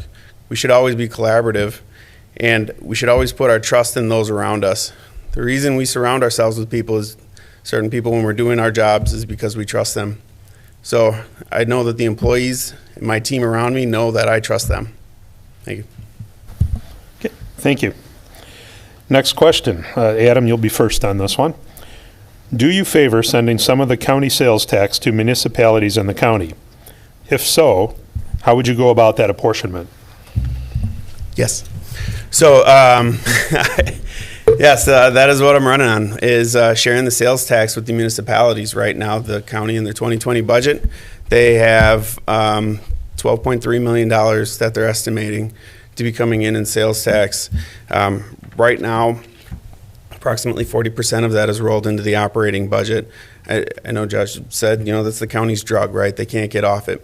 Well, it's time for the county to go to rehab because we're going to get off the sales tax sooner or later down the road. We can incrementally make that go away. But in the meantime, we're going to be sharing 25% of that with the municipalities. And there's a plan in place that we can make that happen because that means there's still that 60% out there. That doesn't put a hole in our budget. That's new money coming in every year. And right now, the county's using the sales tax as a slush fund. And that's going to stop as soon as I step in there. So, yes, we'll take that 25%. And then as the municipalities use that based off their equalized value, that's where we get a little bit boring with this stuff, is those numbers. We're going to have a plan in place, and they're going to use those for their roads because, boy, we've been here for a while now. Every minute of the time we were here, it seemed like we were talking about roads. If it's an important subject in this county, then, yeah, and we have the ability to speed up each municipality's ability to fix up their roads with this sales tax, then we should do so. Thank you. Josh? Thank you. This is a phenomenal opportunity for a great discussion and a good debate. And quite frankly, I hope it's what makes the determination of this election. My opponent throws around the word slush fund. That's what somebody who runs a $160,000 budget would say. Not a $150 million budget.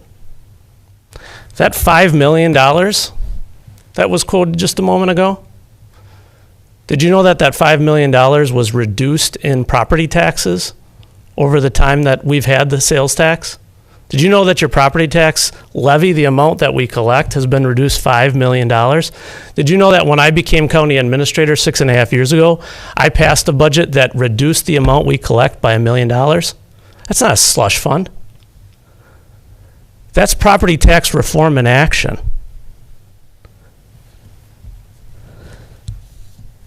The Wisconsin Institute for Law and Liberty, conservative think tank here in the state of Wisconsin, has filed claims against 2 counties who have created sales tax. There's a lawsuit pending right now in Brown County, and we're waiting on the results of that lawsuit. The lawsuit basically argues that state law requires sales tax be used to directly reduce property taxes. We've done that. We'll continue to do it. If it's not the $5 million, there's another $7.5 million in sales tax. Maybe that's the slush fund. Could be. $7.5 million, that's a lot of money. Is it the $3.5 million that goes to our fully funded road plan that'll fix every road in every county highway in Washington County from now to 2050? Is that the part that's the slush fund? Is it the $500,000 that's going to the radio system for the next several years to fund a radio system in Washington County so that municipalities don't have to pay for it? Thank you, Josh. I've got to Is it cut a you off different again. part that's a slush fund? Next question. This is about lowering property tax, folks. Josh, you'll be first on this one. What are your plans for upgrading the Samaritan home? One of the highest priorities for the county is public safety. And public safety isn't just law enforcement. Law enforcement is a critical part of public safety. But so is mental health. So is senior care. Have any of you ever had a situation in your family where your elderly father or grandfather was struggling at the end of life? Maybe slightly demented or struggling with Alzheimer's? And didn't have anything left? All of their assets were gone? That's what we deal with at Samaritan. That's why nursing homes exist at the county level.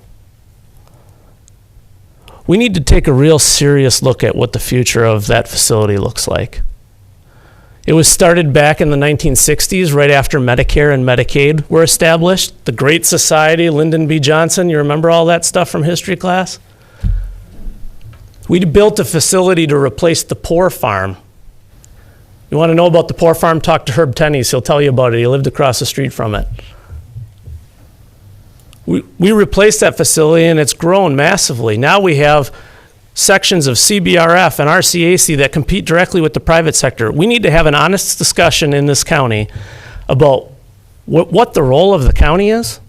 When grandpa or your dad is at the end of life, doesn't have any assets anymore, and is losing it, how are we going to treat that person? My mom and dad taught me to love your neighbor. I believe strongly in that. This is a public safety issue. We love these people. We need to find a way to help them. But we got to do it in a way that is careful of not competing directly with the private sector at the same time. Thank you, Josh. Adam?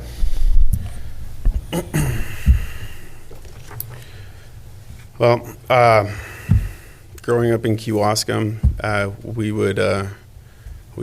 when we were kids, we'd always play a game. We'd go into each other's backyards and play what's called night games. And one of those games was called Kick the Can. And kind of seems like a nice little metaphor here. The county's kicked the can just a little too far down the road on Samaritan.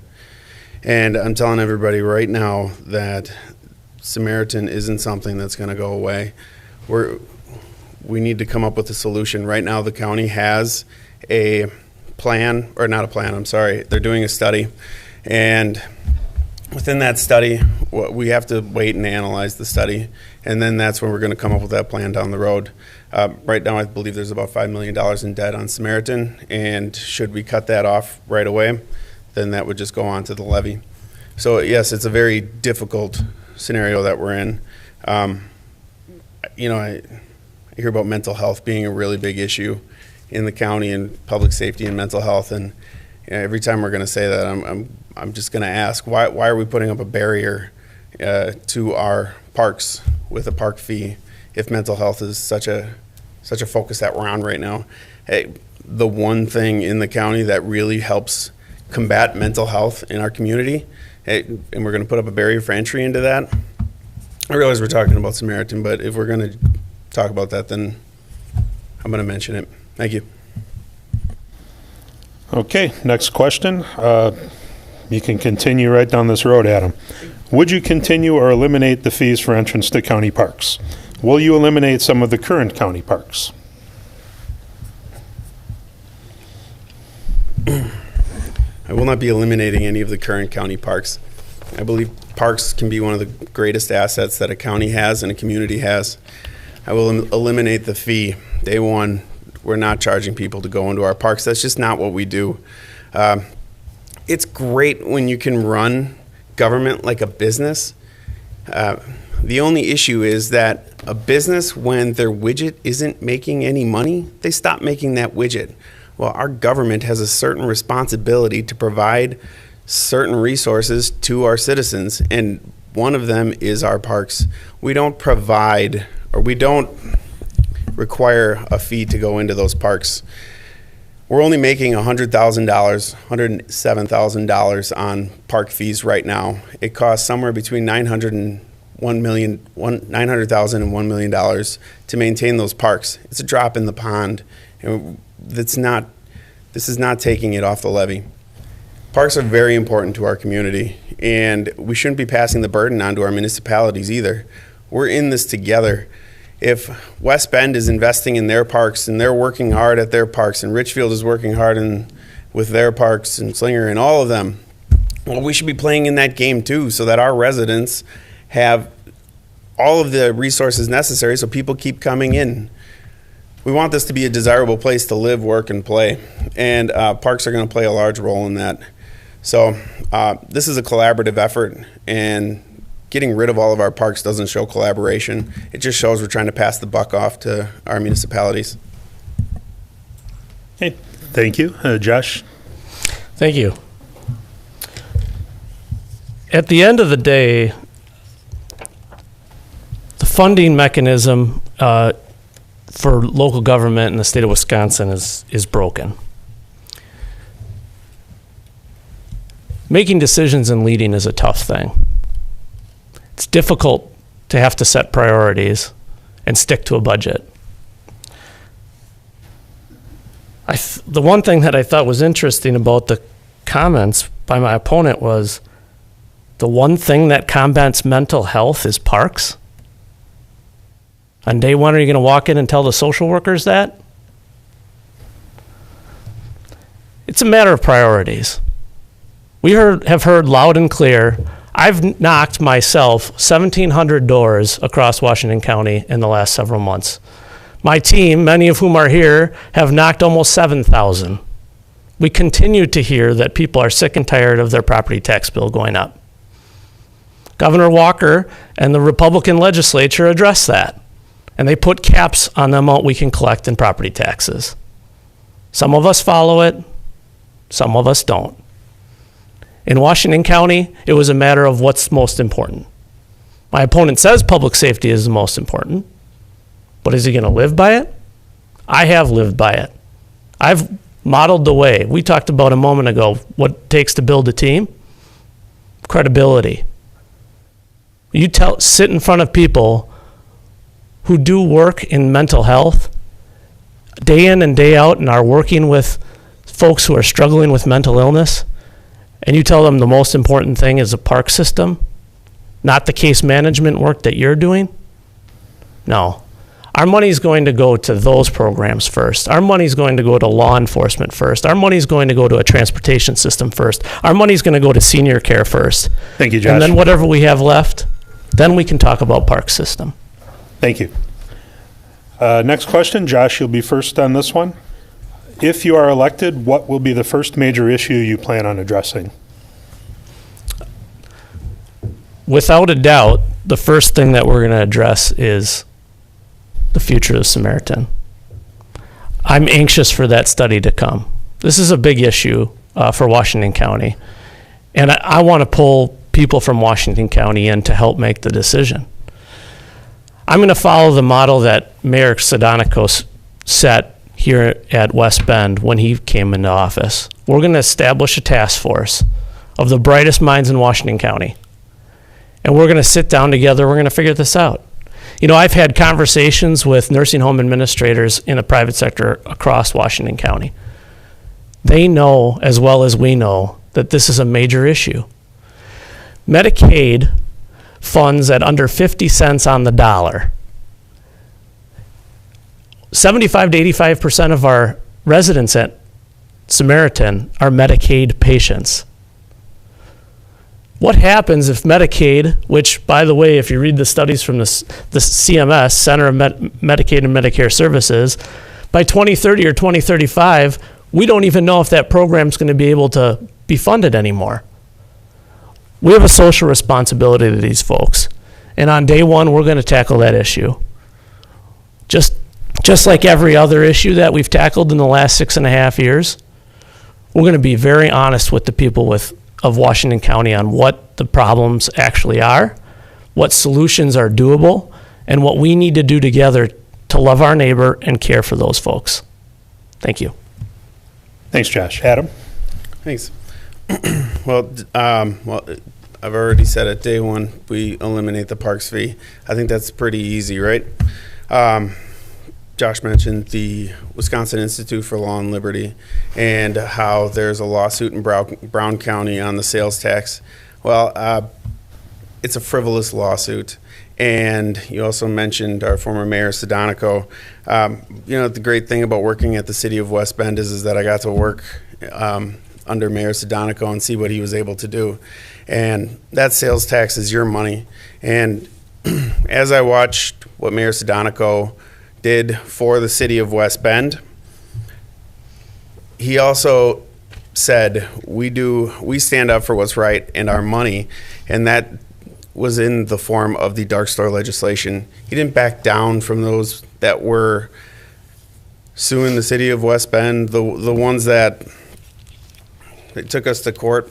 He said, no, we're gonna be the ones that are gonna put up the fight for this thing. And it's your money we're fighting for. It's your money we're fighting to give back to you in the form of the sales tax. And if I've learned anything, it's your money's worth fighting for, and I'm not gonna wait to see what happens in Brown County. They can come, fine, but I would think they'd want to get their hands on the slush fund and talk about going to court over that then well before sharing the sales tax with the municipalities. Okay, thank you. Next question. Adam, you'll be first this time. County roads, particularly Highway 45, have deteriorated. What will you do to fix the problems?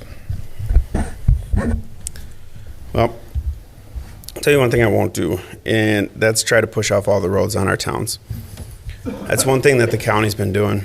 They've been pushing the roads off on all the towns, and they're giving them a stack of cash with it. And while that looks nice for them and they're taking those, and they think that's going to be fine in the moment, well, we need to be able to look further than 5, 10, 20 years down the road and know that that stack of cash isn't going to be sufficient over time.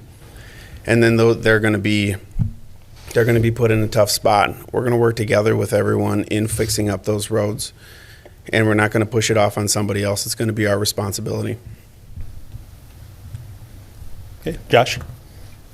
Thank you. One of the things that I'm most proud of over the last 6.5 years is the solution that we've created for road funding in Washington County.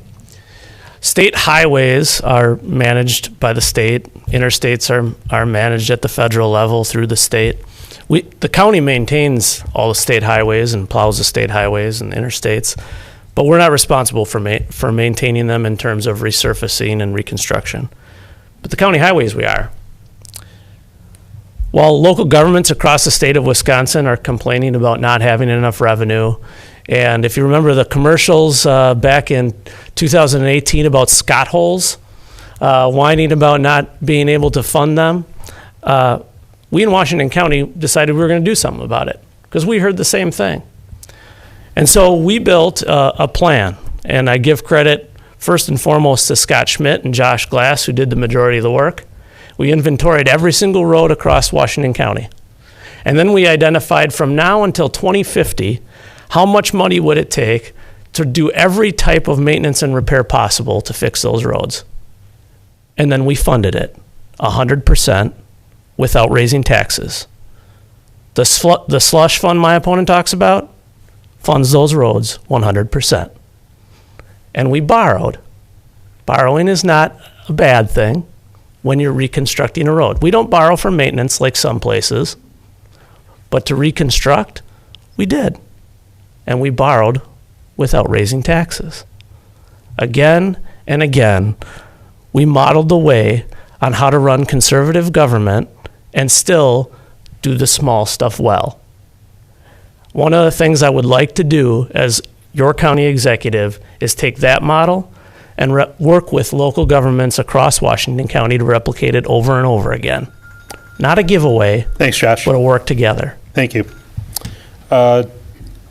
Last question. Josh, you'll be first again on this one. New this year, the county executive is an elected position. In your opinion, how does this change help improve things for county residents, and how might it hurt county residents? Great question. Been struggling with it for a year. And the county board did as well, tying one vote and the next vote passing it by one vote. There's certainly strengths and weaknesses to the form of government. And one of the key strengths that I have learned, and probably underappreciated through the debate, was that as county executive, knocking 1,700 doors and ultimately on our way to 10 or 15,000, you hear firsthand from people what their expectations are, where the strengths are and where the weaknesses are. I told the county board last year at my State of the County address that it was up to them on what the form of government was. But what was most important is that they start focusing on the people. And it's why it's one of my key tenets in my campaign. What has been lost over the course of the last several years is that people are not engaged in the discussion. That's the job of an elected official. And as an elected county executive, my focus will be always on the people, making sure that we're going to events and knocking on doors and having discussions at kitchen tables. Just like I did during the conversation the county board recently had about the annexation of Washington County Golf Course. At the end of that process, I didn't think it was the time to do that annexation. The board disagreed with me. But the reason I didn't think it was time is because I sat with people who live next to that course, and I talked to them in their living rooms and at their kitchen tables and heard firsthand from them what their thoughts were. Not that they were completely opposed to annexation. They just didn't want to see it right now. There was no strong reason for it. There was no strong reason against it. The only way to get good advice is to talk to the people. That's why I'll focus on the people as county executive. Adam? Well, I think one of the biggest strength of this all is that yes, you do answer to the people. You're working for the people as an elected position. As the administrator, they serve at the will of the board, and the board sets the vision. But yes, that the strength here is that we have our county executive answering to you.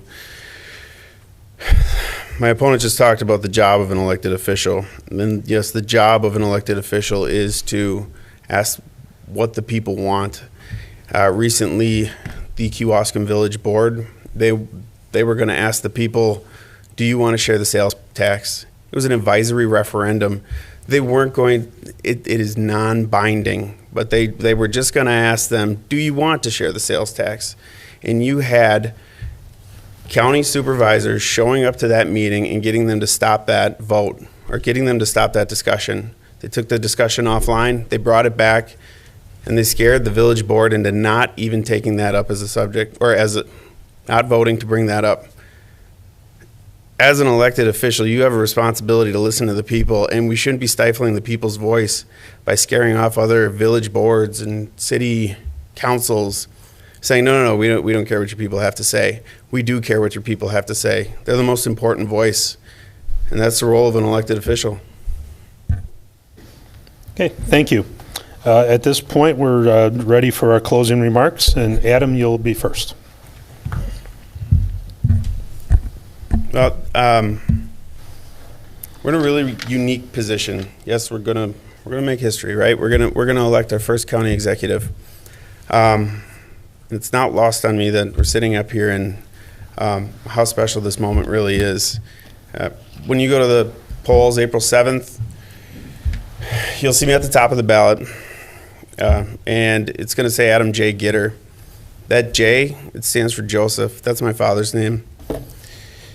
He taught me my conservative values. Growing up in a conservative home, we talked about politics, religion at the dinner table, and it was important to be informed. I'm taking what he taught me, and I'm bringing it to this position. Honesty, integrity, respect, that's where I get those are my core values, and that's what I learned in my home. And conservatism, it's accountability. These are your dollars, and we're going to pay attention, and you're going to know what your dollar did for you every single day. So, yes, this is a very special moment that we're in, and I'm in a very special position right now to be able to say thank you to my father. Thank you. Thank you, Adam. Josh? Thank you again all for coming out tonight. Thank you for those who are watching. Thank you for the Chamber and the City of West Bend for hosting this. Tonight, I think you heard two starkly different visions of what the future are going to look like for our county. My opponent is running a campaign of undoing the conservative reforms that we have implemented over the past 6 years. A path that will undoubtedly lead to more debt, higher taxes, and weaker services. In contrast, if I'm your county executive, I will begin to lay out my vision for how we build off of these strong conservative reforms to create a small and effective county government, which creates an environment for you to achieve prosperity, and then county government gets out of your way and allows you to enjoy it. When I was in Iraq in 2003, I saw what it's like when government's priorities aren't the people's priorities. How people live when government can't do the small stuff well. How lucky we are to live in Washington County, Wisconsin, USA. As your county executive, I pledge that no one will work harder than me to make sure that we do the small stuff extremely well. And then we'll get out of your way so that you can enjoy that life, liberty, and pursuit of happiness that we talked about in the Declaration of Independence so many years ago. If you believe in the things that we've said, if you see an era of county government in Washington County with smaller government, lower taxes, and yet quality services focused on public safety, transportation, senior care, and mental health, then join us. Go to joshschulman.com and sign up to volunteer or donate today. Thank you for your time. God bless you, and God bless Washington County. Okay. Thank you, gentlemen. This does conclude our forum tonight. I'd like to thank everyone for their patience tonight. It's certainly been a long but interesting and educational, informative evening. I'd like to thank John Elke and Tom Stoff of West Bend Community Television and the City of West Bend for their assistance in making this event possible. I'd also like to thank all the candidates for participating in the forum, commend them for their desire to serve our community, and wish them well in the upcoming election. Special thanks to members of the Chamber staff, Jill Notham and Lisa Dish-Johnson, for being our timekeepers this evening. I would also ask our viewers to support our local Chamber members and shop locally. Lastly, a reminder that the election is April 7th. That's less than a month away. Voting is a privilege and an important responsibility, so please get out and vote. Thank you, and good night.